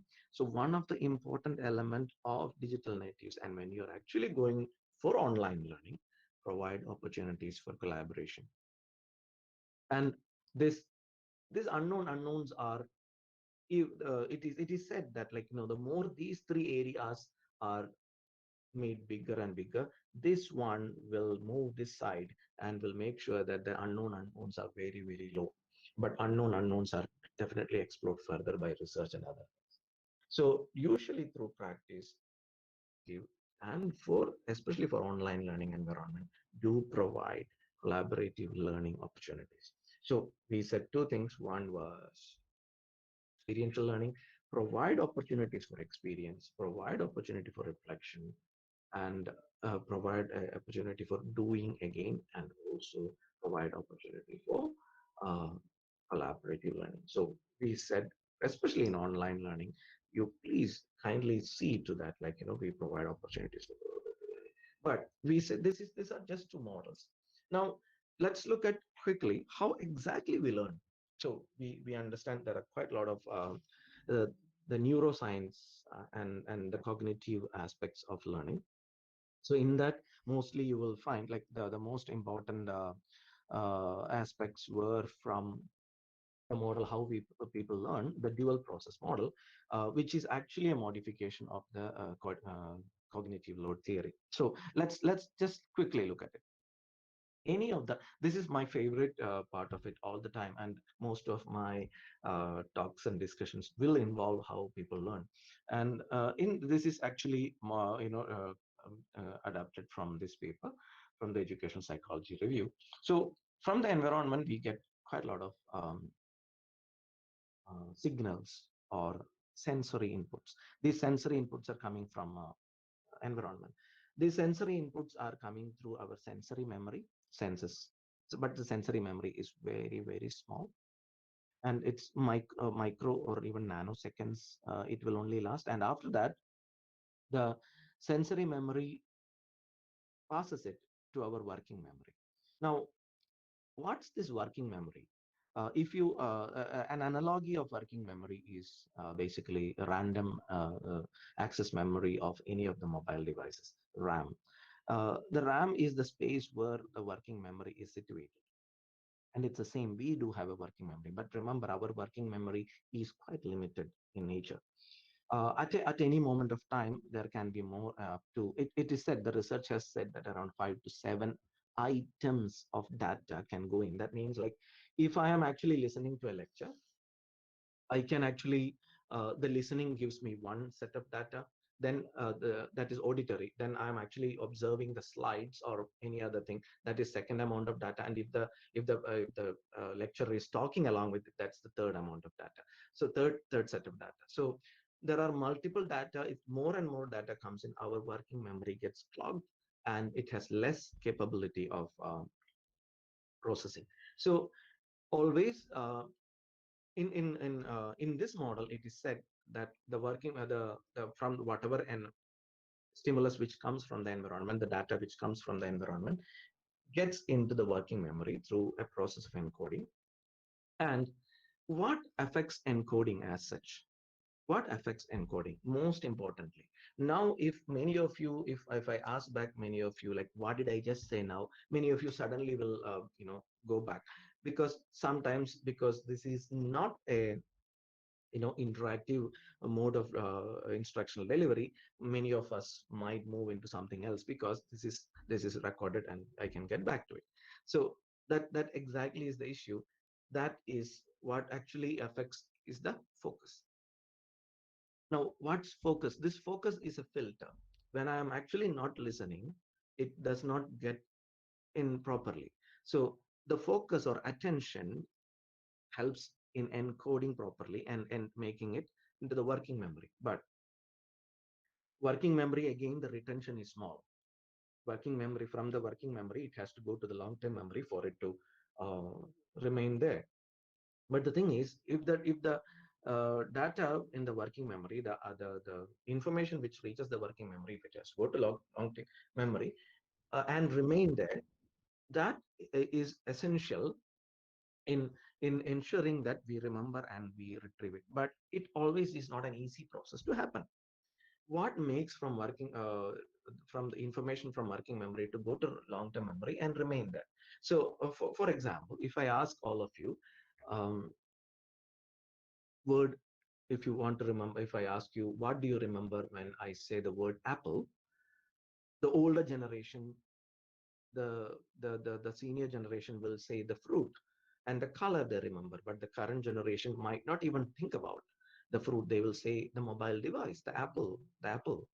And so that's what, like, when you actually think about something, the but in when we were in our early childhood learning time, we learned APPLE.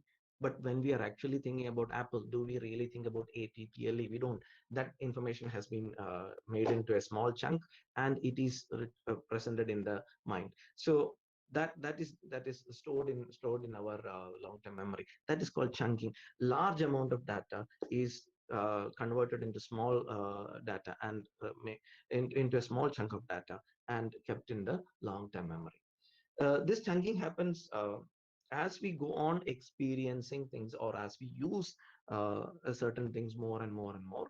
The huge amount of data can be made into small chunks, and that is the one which makes it store effectively in the long-term memory.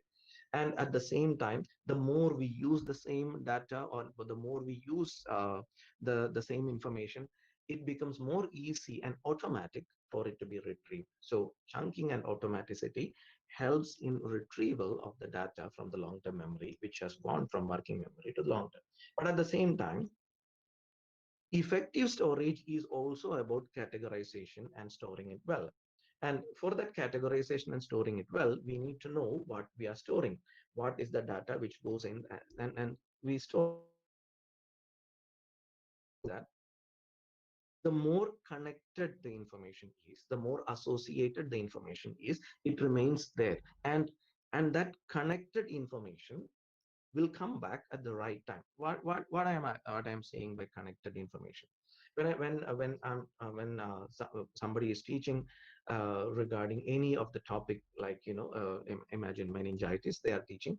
If they are teaching meningitis, if the teacher is only just talking about meningitis, what are the causative agents, all those things, we just going on listening about it, and that's one set of data which is happening. But if the teacher is actually sharing an experience of a meningitis case, and then uh, explain the meningitis case, these were the manifestations, and then from there connect to the actual manifestations of meningitis. So there is some connection and association made. Association. The more association we make, the more meaning it is created, the more organized it becomes. And along with that, if you also provide mnemonics or even images for that reason, it actually helps us to read, and more connections are made. It's as simple as that.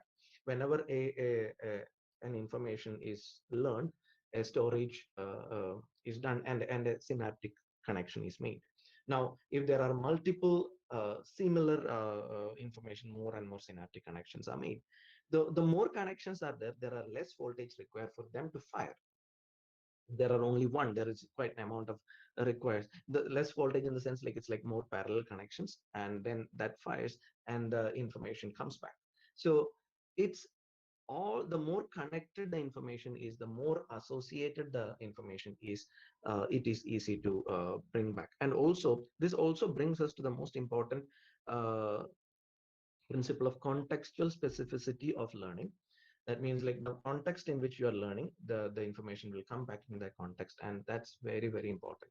So uh, if if from working memory it can be forgotten, from long-term memory also it can be forgotten, but there is possibility of practiced recall through space practice and retrieval practice, and this actually makes the learning more and more effective.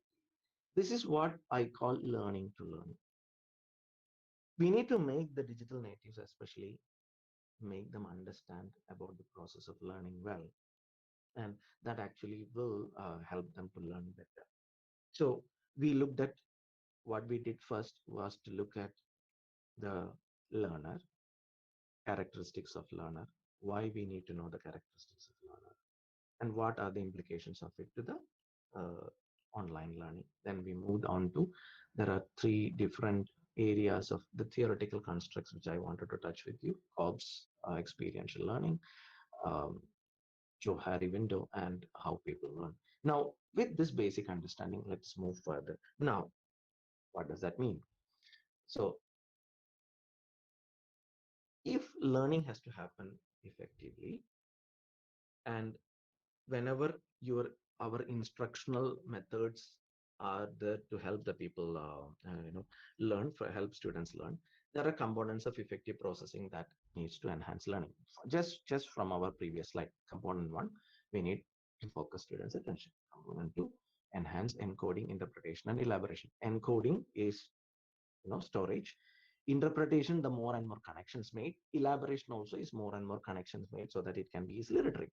And also, always it is essential that we don't just go on putting inside. We need to help the students to understand the importance of retrieval practice. The more retrieval practice we have, the more easy and contextual retrieval practice we have, it will come back. The students will be able to bring it back. So let's look at it, each of these components, and how do we help the students to do this more effectively in our teaching learning, student-centered teaching learning practices. So first, student attention. I'm sure most of you do consider that the attention span of the digital natives are quite low. We also need to consider ourselves and see like whether our attention span when we were students and our attention span now, whether it is the same. Probably not. And the most important thing is divided attention has strong impact on encoding or the proper storage of the data, proper coding and storage of the data. Proper coding is essential because that is the one which actually helps us to retrieve it back.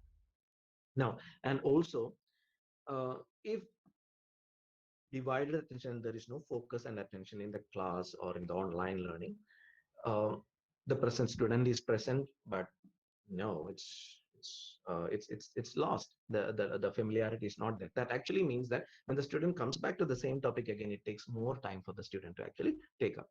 So digital natives is said to have attention span which is smaller, but I'm not always to the inclined to the idea that they cannot attend when they're doing something else. They seems to be multitasking people, and at the they can multitask and learn. So the most important solution to that is, do provide your online teaching and learning with slightly lesser speed than your actual teaching. You need to slow it down. Please define tasks for them and define the task with a smaller specified time, which will help them. Okay, let's have this. We have an activity. It takes only 10 minutes. So you focus your attention on that. So remove your distractions or for the time being, because the other distractions like a mobile phone or any other element, keep it for 10 minutes and let's get back to that after that. So, and you cannot provide instructions first and then leave it them. We need to provide just-in-time instructions. Very, very important, especially in online teaching learning activity. Whenever the activity is there, you need to have proper rules and regulations for online teaching activity. Just-in-time instructions are needed. And try to limit distractions. Like in the sense, like you can never control what the student is doing at the other end of it, but you can always motivate them by telling, the time which we are usually use, we are together, a very, very the most it's very important, and what does not come back is always the time. So let us use the time together well, and then you get back to your distractions. That means, so one of the technique which is usually used is called a Pomodoro technique. It's a copyrighted, it's a trademark Pomodoro technique. It actually means this: there's a huge activity, there is a sufficiently big activity. That means, imagine even if it is 1 hour learning which we need to do. So try to help the students to make it into smaller chunks and tell them each chunk, each small, it's called each Pomodoro. It's called Pomodoro. Each Pomodoro is can be achieved in 10 to 15 minutes or 10 minutes. Usually, whether for adults like us, the Pomodoro is considered as 25 minutes. Each activity is considered as 25 minutes. But for digital natives, kindly make it small and then make it into smaller chunk and help them to achieve that for one small chunk. Take a break, another small chunk, take a break, another small chunk, like that, and help them to achieve focus, leave, focus, leave, focus. And then once you achieve the task complete and a summary has been done, take a bigger break. This is the kind of time management technique which actually can be taught to the students to actually increase their attention, especially in online learning activities. So the basic thing is like whether they learning is an individual responsibility, and learning is always an individual activity. I do believe in and saying this, that students learn not because of us, in spite of us. They learn by themselves. So, but make them understand the importance of having a facilitator. It's very, very important, and also how we can actually help them to do that. Progressing further, how do we enhance encoding and interaction? Again, another challenge. Most important thing is provide information in different ways. Now, online learning environment is such a fantastic place where we can provide information in many, many different ways. It could be different if the same health professionals topics, if we consider it, it can be provided in the form of cases, it can be provided in the form of articles, textbooks, all are available now. Provide information in different ways. And also help them to connect with previous knowledge. All these are not new things. I'm actually telling you some things which you already knew.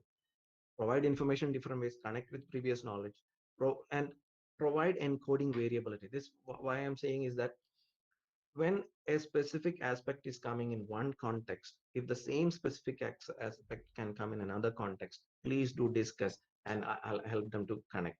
That means to say they will be able to understand it comes here, it also comes here.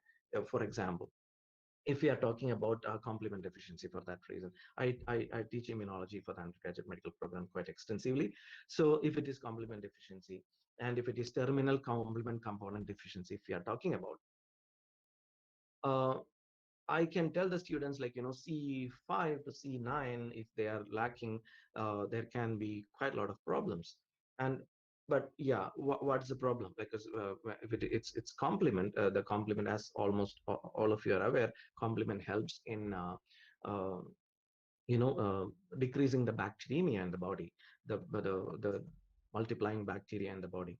So how do I increase the encoding variability? Now comes a situation where I had long back, there was a case which came, which had the child, 8-year-old child, came with a meningococcemia.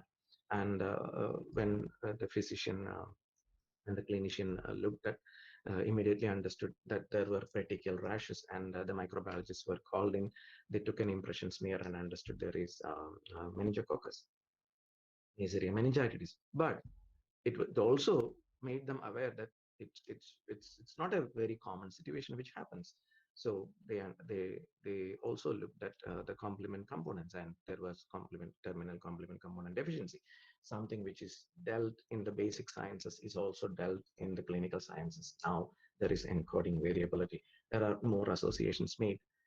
This is very easily possible in a actual physical setting. This is much more easily possible in an online interaction opportunities.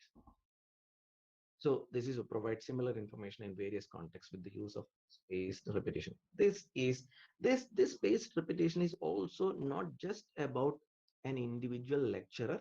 It's also about the structure of the curriculum. So may I request that the health professionals, educators who are listening to this, when you actually consider creating your curriculum or making the structure of your curriculum, ensure that there is options and opportunities for spaced repetition. What is spaced repetition? Spaced repetition is there is automatic opportunity of coming back to the same topic in a particular in a certain interval time, which actually helps us to reduce the loss of information learned. So it's in such a way that, like, on 1 week we had a lecture, and in another 1 or 2 weeks time there is opportunity for the same lecture information applied in a clinical setting or in any other setting. So that comes, the same information is repeated in another way, in another context.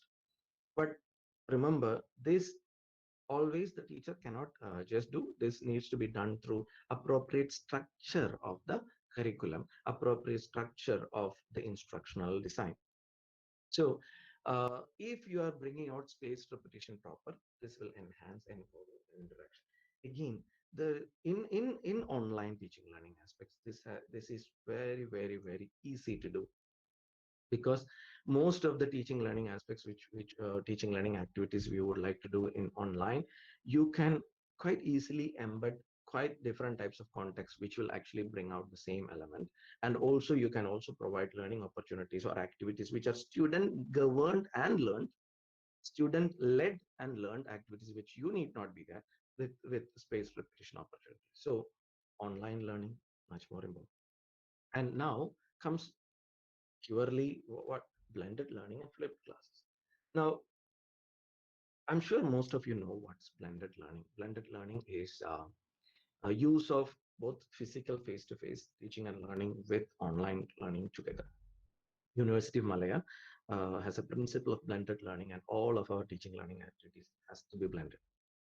It can never be only on site or only online. It has to be blended. And as per our principle, up to 80% of the teaching learning activities can simply be online, up to 80%.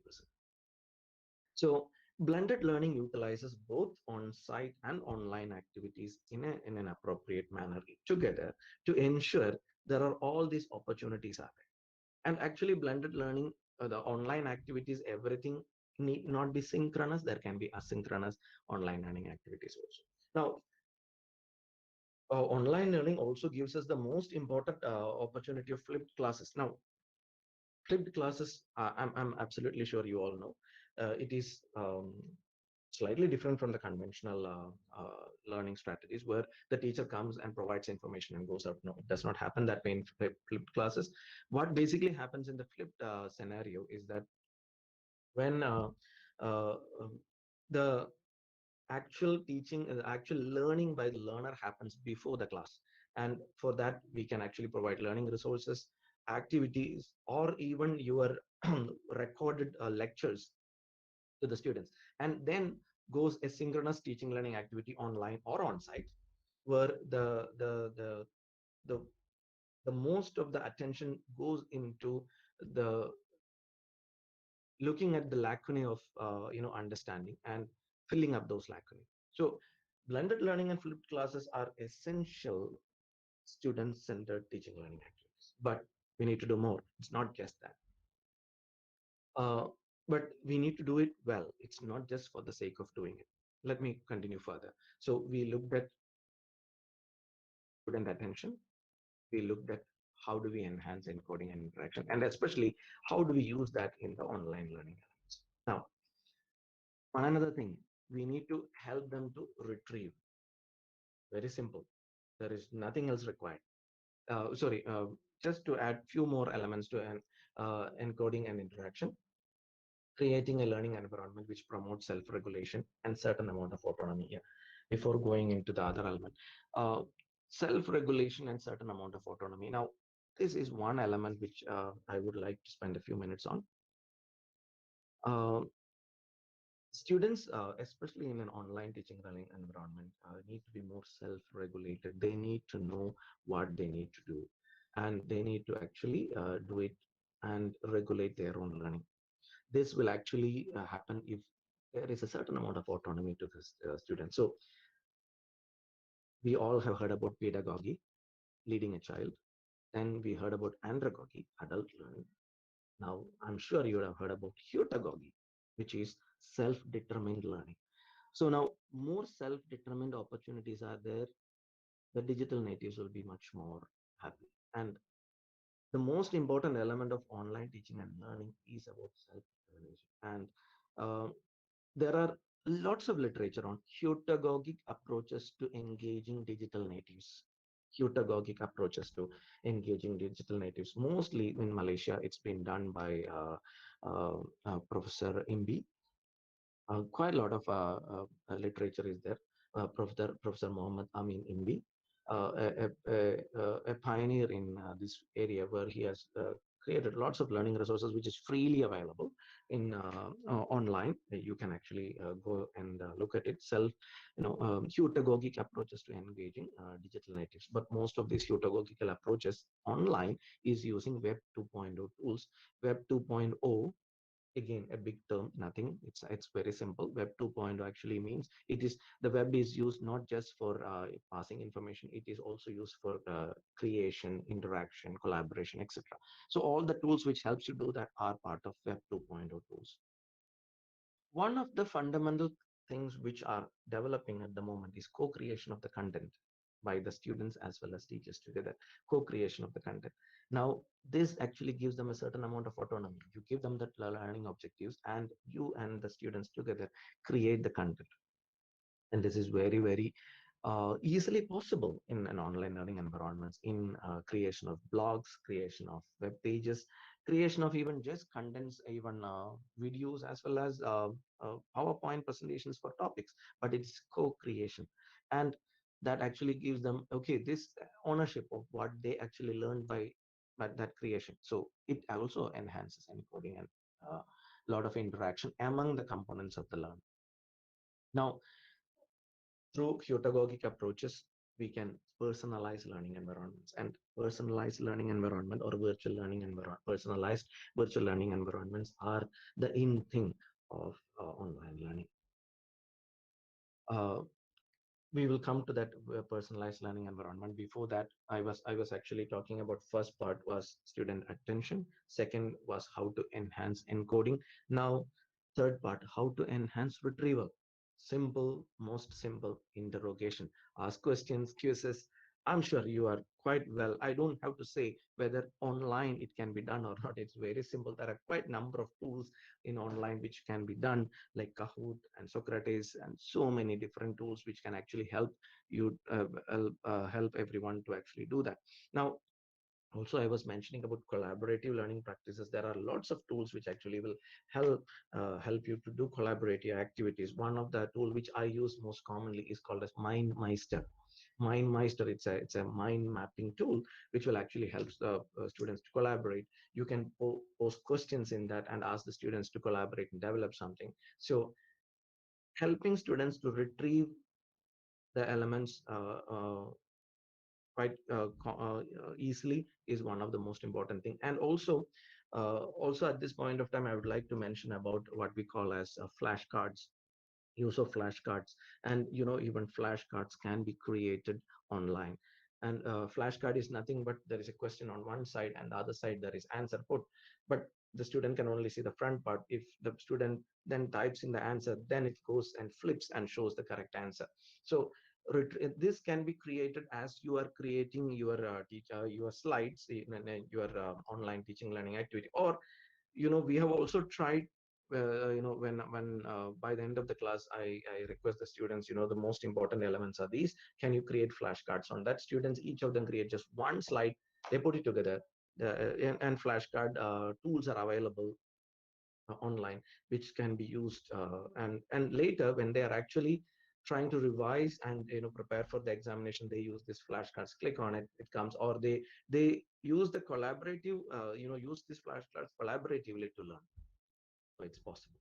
So we were first part, we looked at what's the student like, what's your learner like. Then we looked at what are the assumptions, the theoretical constructs, and based on the theoretical construct, there are few things which we want to really attend to: students attention, improve, enhance encoding, and then retrieval practice. Now, this actually brings us to the idea we need to have more personalized learning environments. And once the personalized learning environment is there, there is more heutagogical approaches which can be. So now let me look at a model for enhancing students control by developing and applying Web 2.0 personal learning environment. This adopted from the one which I have the learning model for enhancing student control, which I have shown in the from British Journal of Educational Technology by Rohimi et al. A very, very important element. So let us look at each of the columns of activities together. So remember, this is to give more student autonomy. I'm sure that you will completely say that no, all these things are not possible in a health professional education setting. Yes, agreed. But you can try and do as much as possible. There are students control, like their autonomy dimensions or their self-regulated or self-determined options are there. Capability, support, and autonomy. It is these three dimensions. Then what the learning process is happening is in this green right hand in the row which is given, there are preparation activities, implementation activities, reflection activities, and feedback. So let's look at when we start creating a teaching learning environment, what we need to look at: preparation activities, defining and introducing learning strategies, tell them how to learn. Don't assume that they know how they learn. Provide learning resources if if it is really and also help them personal learning management strategies looking at the individual. Now this can be decided by both the student and the teacher together. So this is providing choices. A certain amount of autonomy is already given. Now in the process of implementation in any of these teaching learning element, if you can develop together, then that gives a lot of capability to the students. They are a knowledge developer. Many times my faculty members, colleagues challenge this aspect to me and saying that no, they will make mistakes and so on. So that's why I say no, that's why co-development, not just freely given to co-development under your supervision. So they develop, you look at it, and I'm sure you will see that it is much more. And that helps them to actually come a student act as a socializer. They are collaborator, as we are saying, they are collaborative and they are going ahead. And this actually helps them to and to understand, like, to a certain extent, what the content they are learning is decided by them, so they have a certain decision making abilities. Now once we provide them all the choices, and then once the learning happens, now they look at how did they learn. But this is about reflection. It's not about the regular teaching, the assessment activities which we do. It's basically reflection activities, reflecting on how did they learn, reflecting on the team activity, how the social aspect, and reflecting on how individuals they did to each other. So this is about assessment. Now we use this quite extensively here when in our teaching learning elements, especially when we are actually doing PBL and all.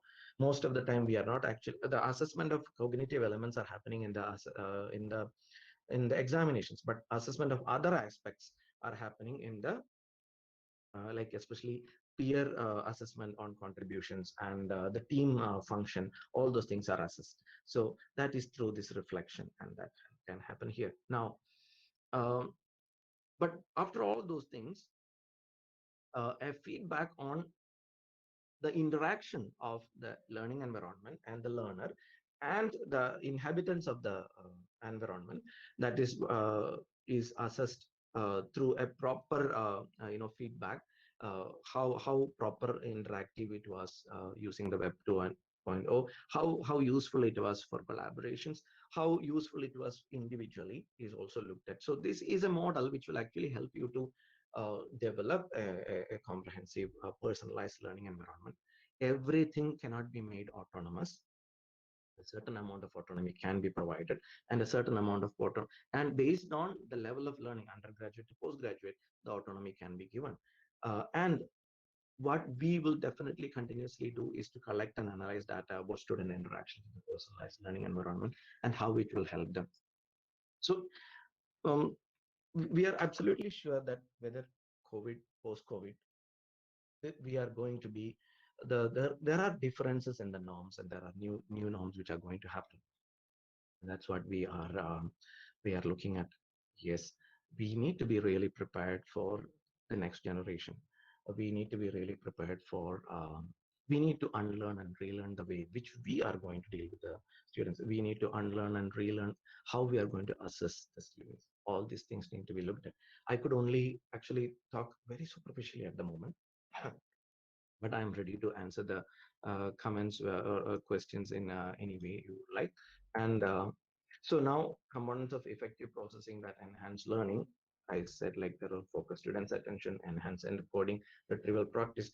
All those things can be summarized by introducing spacing, introducing variability and images and imagery creation, introducing proper structure, that is a curriculum structure, and interrogation. And I'm sure all these are possible in online learning element as well. So, but do remember, each course, each situation context will have its own demands based on, and you are all are the content experts, and based on that you can actually develop all these elements. Now, what would students expect in an online learning environment? And let me, this is again from literature, and with this I will conclude. This is my last slide. So, easy accessibility of information and accessible learning management system, most essential for an online learning. Provide appropriate system, both technical and learning support, learning to learn, learning resources, and most of the elements easily accessible. But if there are problems, the technical element, even you need to do that. Do not please assume that all the digital natives are quite tech savvy. No, they are not. There is a small amount of people who are not tech savvy. They require really hand holding.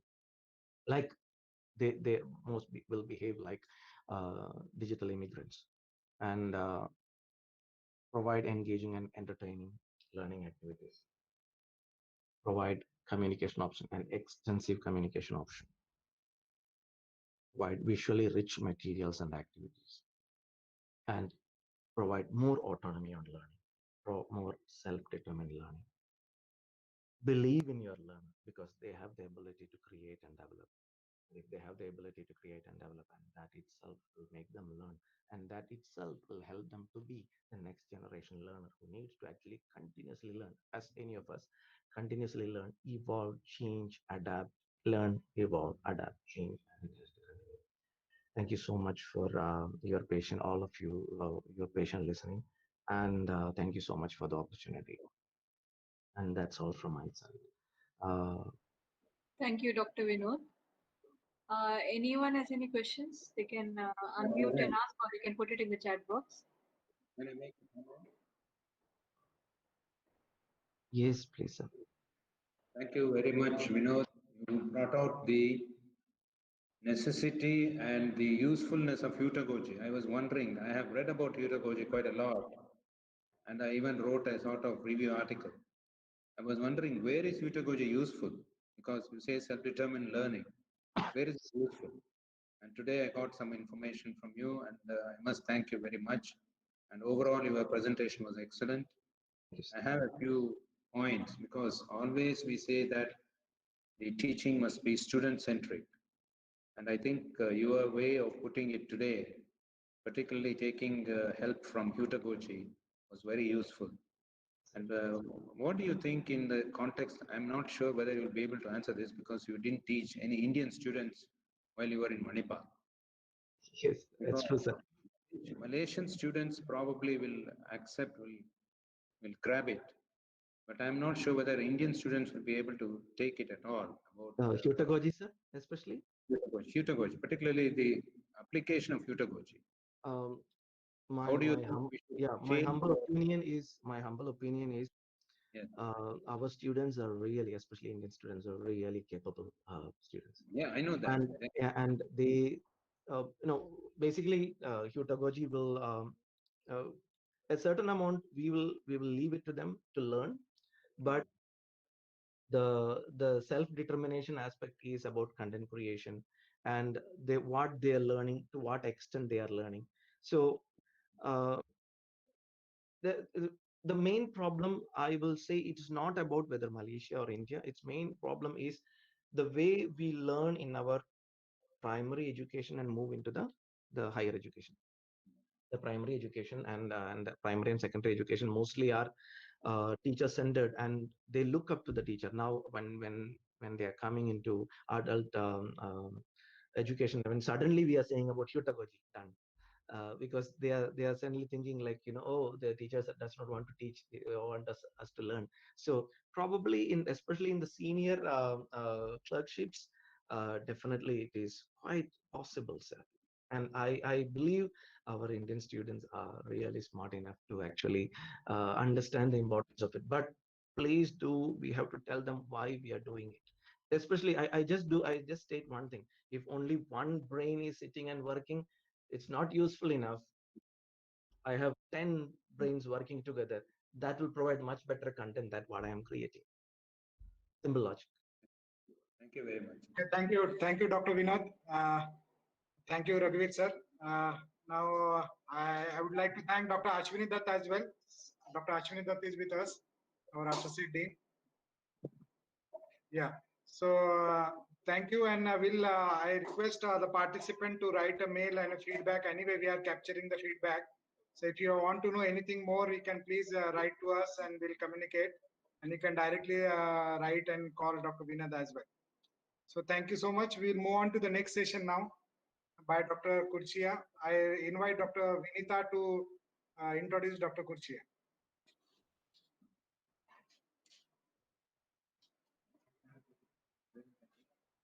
Thank you once again, Dr. Vinu. I've already introduced Dr. Kuchia earlier before the session. I request Dr. Kuchia to take over the session for me.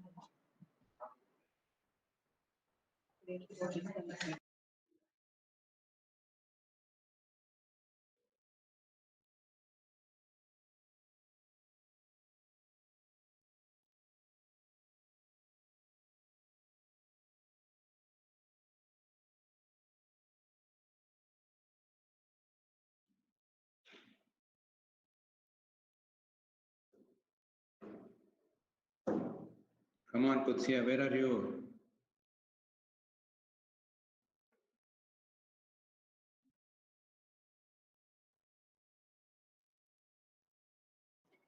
Good afternoon, sir. I'm here, sir. Yeah, start then. I'm just connecting. Yes, sir, connecting, sir. You start talking about the first slide by the time the first slide comes.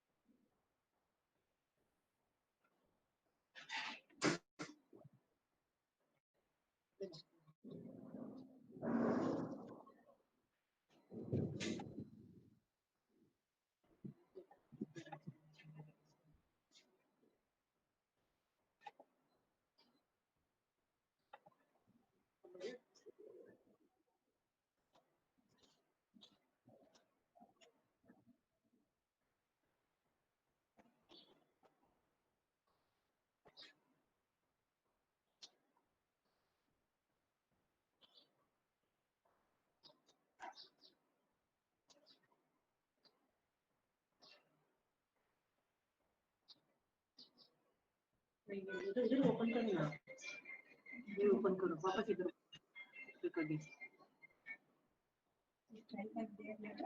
मैं उधर देख के आता हूँ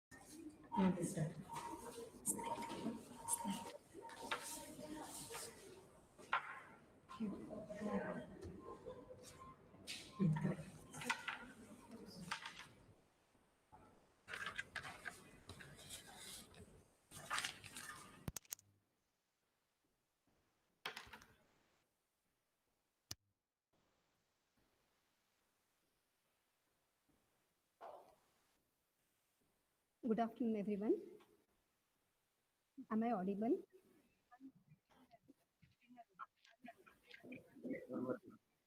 So, at the onset of the session, I would like to thank CHP and Dr. Abhay sir for giving me this opportunity to speak. So, what is planning? Dictionary defines planning is the process of thinking about the activities required to achieve a desired goal. Do we need to plan every time? Yes, we require to plan every time in our day-to-day life. Either we are planning for a trip, or we want to go for a shopping, or we want to go on a weight loss program, or in this present pandemic situation where planning is happening at every level by the government, the hospitals, the doctors, the frontiers, and even we at home are planning how to face the situation. All of us have received this template by MEU and CHPE. This is nothing but the lesson plan. There are so many components that has to be filled. So always, so many of us have a doubt how to make a good lesson plan. So with this, I, Dr. Kutsia Sultana, Associate Professor, Department of Anatomy, would like to give few tips on lesson plan preparation and peer review of PowerPoint presentations. The objectives of my session is to define the lesson plan and explain few steps in the preparation of lesson plan and describe the process of peer review of PowerPoint presentations at the departmental level. As a teacher, do we really need a lesson plan? Yes, not only for us, but also for our students as well. Why? Because this lesson plan acts like a guide for the teachers. It gives to what to teach, how much to teach in the stipulated time. It gives us the security and the confidence when we are going for a class. We already know, we have already planned how much to deliver, what to deliver. And definitely it gives us a record. So we have a record which can be used by our juniors as well to plan their own lesson plans. P.W. Jackson has divided teaching into three phases: a pre-active phase, an interactive phase, and a post-active phase. He says that the pre-active phase is a phase of plan formulation where we plan, lots of planning goes in. Then the interactive phase or the real phase of execution. And the post-active phase, that is nothing but the evaluation. So what is lesson plan? Lesson plan is the title given to the statement of the achievements to be realized and the specific means by which these are attained as a result of activities engaged during the period. So this is a hi-fi definition. In simple terms, what do we understand by lesson plan? So before making a lesson plan or before going to a class or before taking a class, we should know that who am I teaching, what am I teaching, how will I teach it, how will I know if the students understand. When we plan for this or when we answer these questions, we make a good lesson plan. There are few steps that is involved in the lesson plan. There's a pre-active phase. The pre-active phase is a most important phase here. As I told you, lots of planning goes in here. We not only read for the coming up class, but also decide how much content to deliver or whom are we addressing, okay, whether it's a postgraduate or an undergraduate. So what is their level of understanding, how much to deliver. It's not that whatever we know we have to deliver. We also should see how much our students can understand. Then we also plan for something called a set induction. Set induction is nothing but the introduction of the topic to the students so that they have the interest or you generate the interest for them to take the class. We also plan for the objectives. We know that there are so many things that to be told, but there are books for that. We should know to teach them exactly or deliver what exactly or the most important thing they should know. So we should plan for the objectives. Take our content. Okay, we should decide our content, what to be delivered. That is must know, should know, or desirable to know. Under that, we can decide. And to deliver these contents or to achieve our objectives, what are the best teaching learning methods we can use? Okay, this all goes in the lesson plan. There is also something called as stimulus variation interaction that has to be planned. These are the activities that can be conducted in the middle of the class. As we know, the attention span of the students doesn't go beyond 30 minutes or so. So in between the sessions, if we plan for these activities, we can probably get back the students to our topic or to the class. And in the end, never forget to summarize the most important points that is required. Then there is another important phase called as a post-active phase. This phase is also very important where we have to assess the students whether they were really with us in the class or they were totally distracted, and also evaluate our own class or take a feedback from them whether they have understood our class. With this feedback, then again we can plan, and we have to try to know the difficulties we had in our previous class and to improve upon it. So this is a cycle which goes on, and these are the steps that has to be followed. So now going a bit in detail about each step. So as I told you, the pre-active phase is a phase of planning. So please avoid information overload. We need not tell everything what we know to the students. We have to divide our topic into must know, should know, and desirable to know. So the most important points has to be delivered first. The students should get the gist of the topic what we are talking about. Then plan. We have to plan, as I told you, about the SLOs, the most important things, objectives, what we want our students to achieve, the teaching learning methods, what we are going to use, the set induction, the stimulus variations, and the big idea. The big idea is at the end of the class, what is the take-home message you are giving to the students? Are they taking something important from the class? That all these things has to be planned in a pre-active phase. Now come to the active phase. It is the most important phase. It is a phase of execution. So first comes the set induction or the lead opener. What is this? This is nothing but the introduction of the topic to the students so that the students or we generate interest in the topic. What is the necessity? That is to draw the attention, develop interest towards the lesson, prepare their mind that what they are going to listen in next half an hour or 45 minutes, motivate them so that they learn not only to know but to treat. The examples for the set induction could be the case scenarios. It's nice if we start our class with a case scenario. So for example, if I being an anatomist, I could say that if I have to teach the blood supply of the heart, I could give them a case scenario of a MI patient coming to us to the OPD and how would we like to treat them. Okay, so with this, they would really want to know the basics of what they are going to treat in future, or give up important past historical situations or the present facts correlate with this, which can generate interest to them. Then coming to the objectives, how do we frame? There are basically two types, what we can say is the general objectives and the specific learning objectives. For example, if I am teaching a blood supply of heart to the students, my general objective would be, yes, the students should know the blood supply of heart. To be more specific, I would say at least 90 to 95% of the students should be able to list the arteries or the branches that are supplying the heart. So at least at the end, they should be able to name the branches of the coronary arteries. Coming to the content. Content is the most important thing. As our Raghuveer sir has told, the PowerPoint or the power corrects. So please do not depend so much on the technical skills. You have to develop your content strongly. So the content can be not more than 40 to 45 minutes because students cannot concentrate more on that. And it requires real teaching skills by the teacher. So to achieve your objectives, SLOs, you have to plan each SLO, what are the methods you can use best, whether it could be a PowerPoint, chalk and board, or you can say the narration, or at particular point you feel the audiovisual aids are the best to teach them a particular thing or a procedure.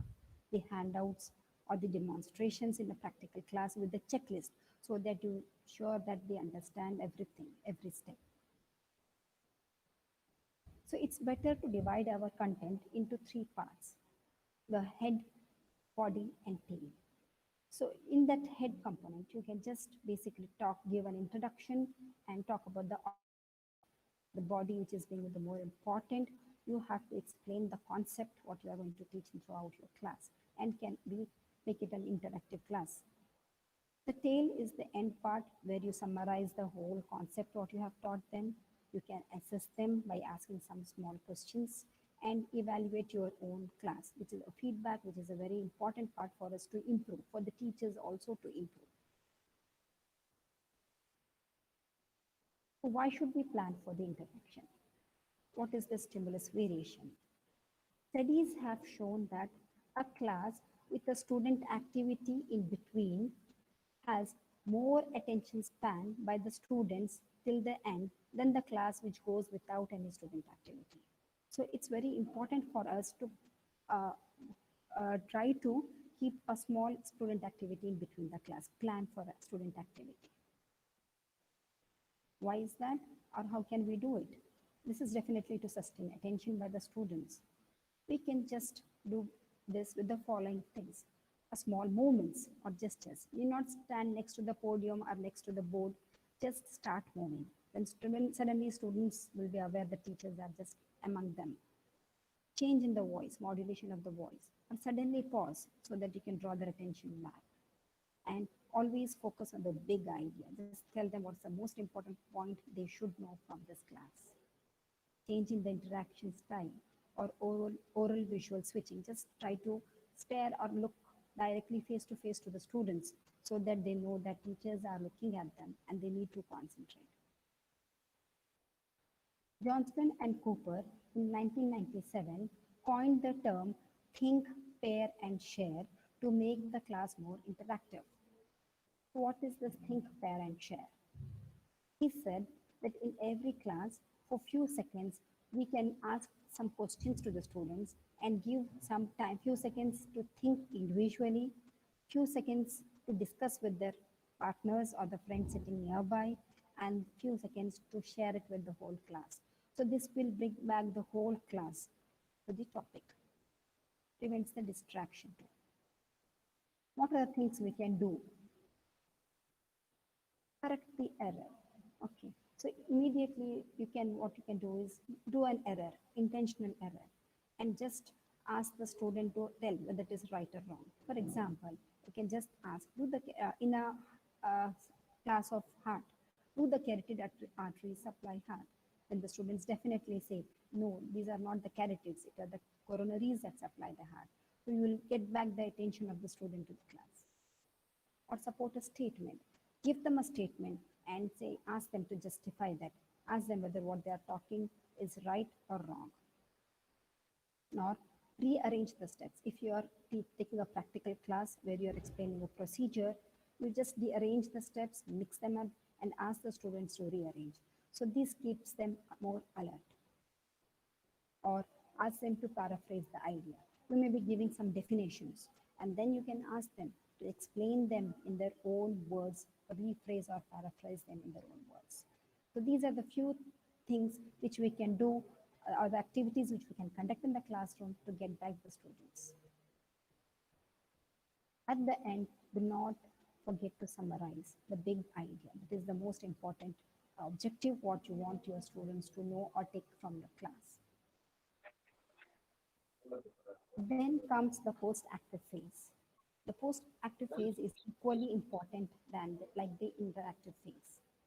So to know how much the students have understood, whether they were distracted or present in the class, you can just ask two small questions. You can give them some assignments and ask them to present it by the next class. And lastly will be the evaluation of your own lecture. So you can give a slip to the students, ask them to fill in that what was the best thing you liked about today's lecture, and what was the bad point or the muddiest point which was not clear to them during this lecture, so that you can improvise on it for the next classes. So take home messages: plan, plan, plan. Plan your work and work your plan. Please plan for the every class so that every lesson counts. So now I will just demonstrate you briefly how to write a lesson plan. I have made a lesson plan here. So this is on the cognitive or the knowledge domain. Here I am taking a class for the BDS students. The number of students are 100. So this, when I say that BDS students and these are the undergraduate students, so definitely I know to define my limit. I am not going to overload them for as that for the postgraduates. Okay, I know my time limit that I have to finish the whole topic within 60 minutes. Okay, so this is a template I have made for a temporomandibular joint class. In a pre-active phase, definitely I will do lots of reading for the class, prepare the class, set the objectives, decide for the teaching learning methods that I will be using, the set inductions and the stimulus variation in evaluation. Then I would make a general objective. What would I like the students to know at the end? And then definitely they should know some anatomy or describe the anatomy of temporomandibular joint. When I go for the framing SLOs, specific learning objectives, what I would like is specifically I would like the students to know at least few things in each point. Like they should know what is the type of the joint, the bones forming the joint, the ligaments of the joint, the relations of the joint, what are the movements possible in this joint, and which are the muscles causing them. So these are the few SLOs which I frame, and I would like all the students to know about this. Then I also plan for the set induction. That is, I would probably give a case scenario where a patient coming to the OPD with dislocation and what else, what is the reason for this, and so on. This is how a table given to us where we need to fill the content. That the content slide shows all the SLOs, the teaching learning methods, what I would be using, and the duration for each SLO, how many minutes I would like to use, okay, so that I am clear when I reach the class, and how I would assess them. Now this was about the lesson plan. Now very briefly, I would like to tell you about the PowerPoint presentation guidelines. So we have to validate the PowerPoint. So unless we know about the few guidelines, we won't be able to validate the PowerPoint. So always see that the PowerPoint which we are getting to validate or the PowerPoints which we are making have the SMART objectives, that is specific objectives, measurable objectives, attainable, results-based, and time-bound. Always please concentrate on the font size. It should be legible. So the headings should have usually at least minimum 36 size and the text should have at least 24 size. Please do concentrate on the color combination. Please don't make your slides very colorful. Use a dark background and then the light color text, or a light background and a dark color text. Especially white and black is the best combination. White background with the black text is also very good. Please do use pictures, graphs, diagrams, and videos wherever required so that students can understand our topic in a better way. Follow the rule of 6 into 6 while making a PowerPoint. That is not more than 6 lines per slide and not more than 6 words in one line. Are required essentially only or judiciously. Please do not use it since you know to put the animations there, just simply don't use them. Restrict your number of slides to the half of the time you have got to take the class. For example, for the 60 minutes class, please restrict your slides only to 30. Okay. Whether just see that, be careful whether the content you have put in the PowerPoints is as per the lesson plan. Do not forget to add the slides on some summary, acknowledgements, assessments, assignments, what you are going to give the students, and the references. Now coming to the most important point, how do we review the lesson plans and PPTs? Who can review this? Please do remember who can review this. It is the internal review at the departmental level. So usually in most of the departments, it is either the professors or the group of 3 teachers, could be professors, associate professor, and assistant professor on rotation, form a group and review the PowerPoints of their peers.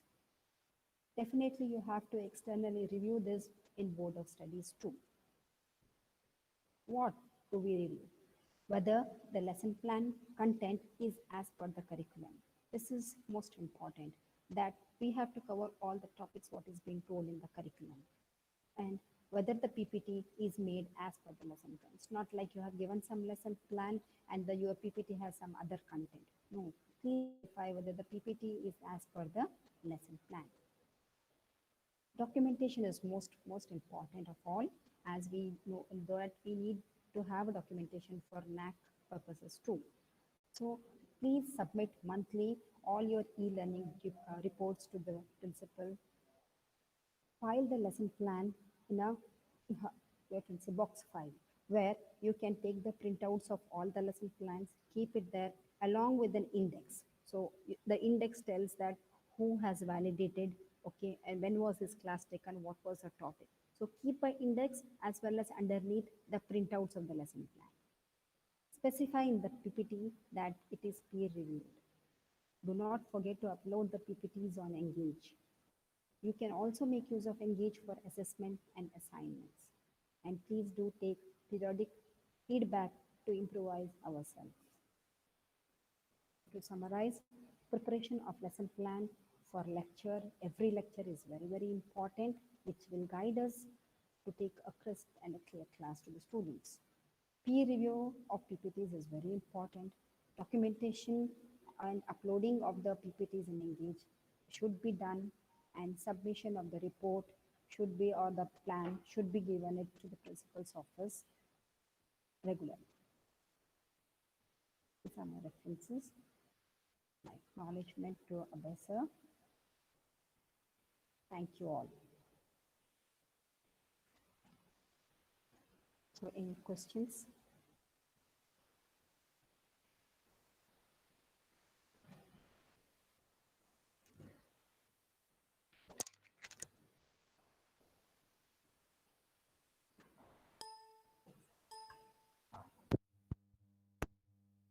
Thank you, Dr. Kursia.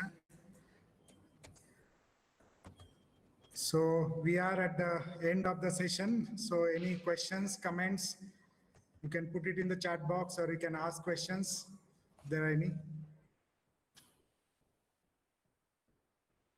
One question is that, do we need to use Bloom's taxonomy for planning? So Bloom's taxonomy for planning is there, but that we need to follow, because the competency or learning outcome, what we are going to cover in that our lesson plan, which competency it is, which taxonomy, cognitive or psychomotor or affective, which domain it is addressing, that we need to consider during planning, because all depends upon the type of teaching learning method and assessment you are going to use, depends upon which domain your learning outcome is addressing. So that is a good question. Yeah. Any other? How many staff should there be in the lesson plan review team? So there is no such rule, but it should be more than 2 people.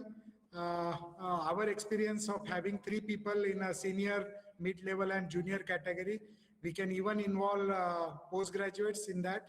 So having 3 or more people in one peer review is good enough. So if you need more inputs, then you can have larger, but 3+ is good.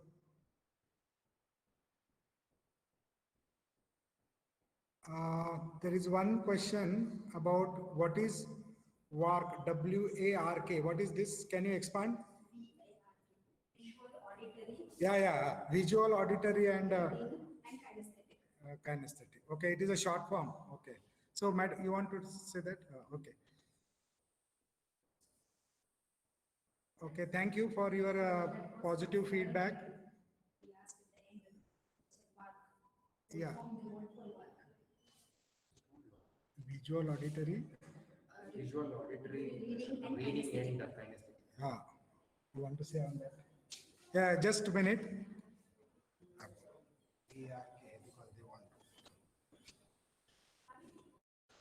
Hello, am I audible? Yes, sir. Yeah, somebody asked about work. So visual, auditory, reading or writing, and then kinesthetic. So learning styles among students can be classified into one of these four types, depending upon which of them they are considering or using majority of the times. for their learning. So WARC is an abbreviated form, and if you want to assess yourself or your student, there is something called as WARC questionnaire. So you can use that. That's there in the last slide of my presentation, which would be also uploaded and shared with you. Thank I you, think sir. I have made it clear. Yes, sir. Thank you, sir. Yeah, thanks. University.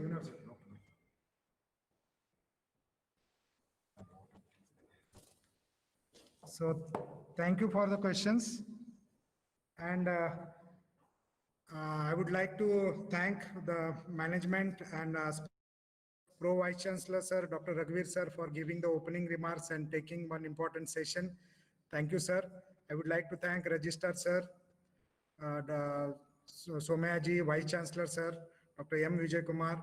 So I would like to thank the deans of all constituent colleges, the CHP members. Special big thank to the webinar coordinator, Dr. Vinita Bolur and Dr. Vidya Bhatt, Madam, and Dr. Rishikesh, who is taking a lot of efforts in ensuring that each one of you get a good support for using Engage. So I would like to thank each and everybody. One special mention about Dr. Vinod Pallat for taking the session as an external resource person. Dr. Kursia Sultana for taking the session, important session on lesson planning. My colleague, Dr. Akshay, additional professor for taking session on the theories of learning. And I would like to thank the participants for your active participation. So thank you one and all. So see you. If you have any trouble, please contact us for the assignments, for the any of the feedback. We appreciate your feedback, even a critical feedback, how we can modify the sessions. So thank you one and all.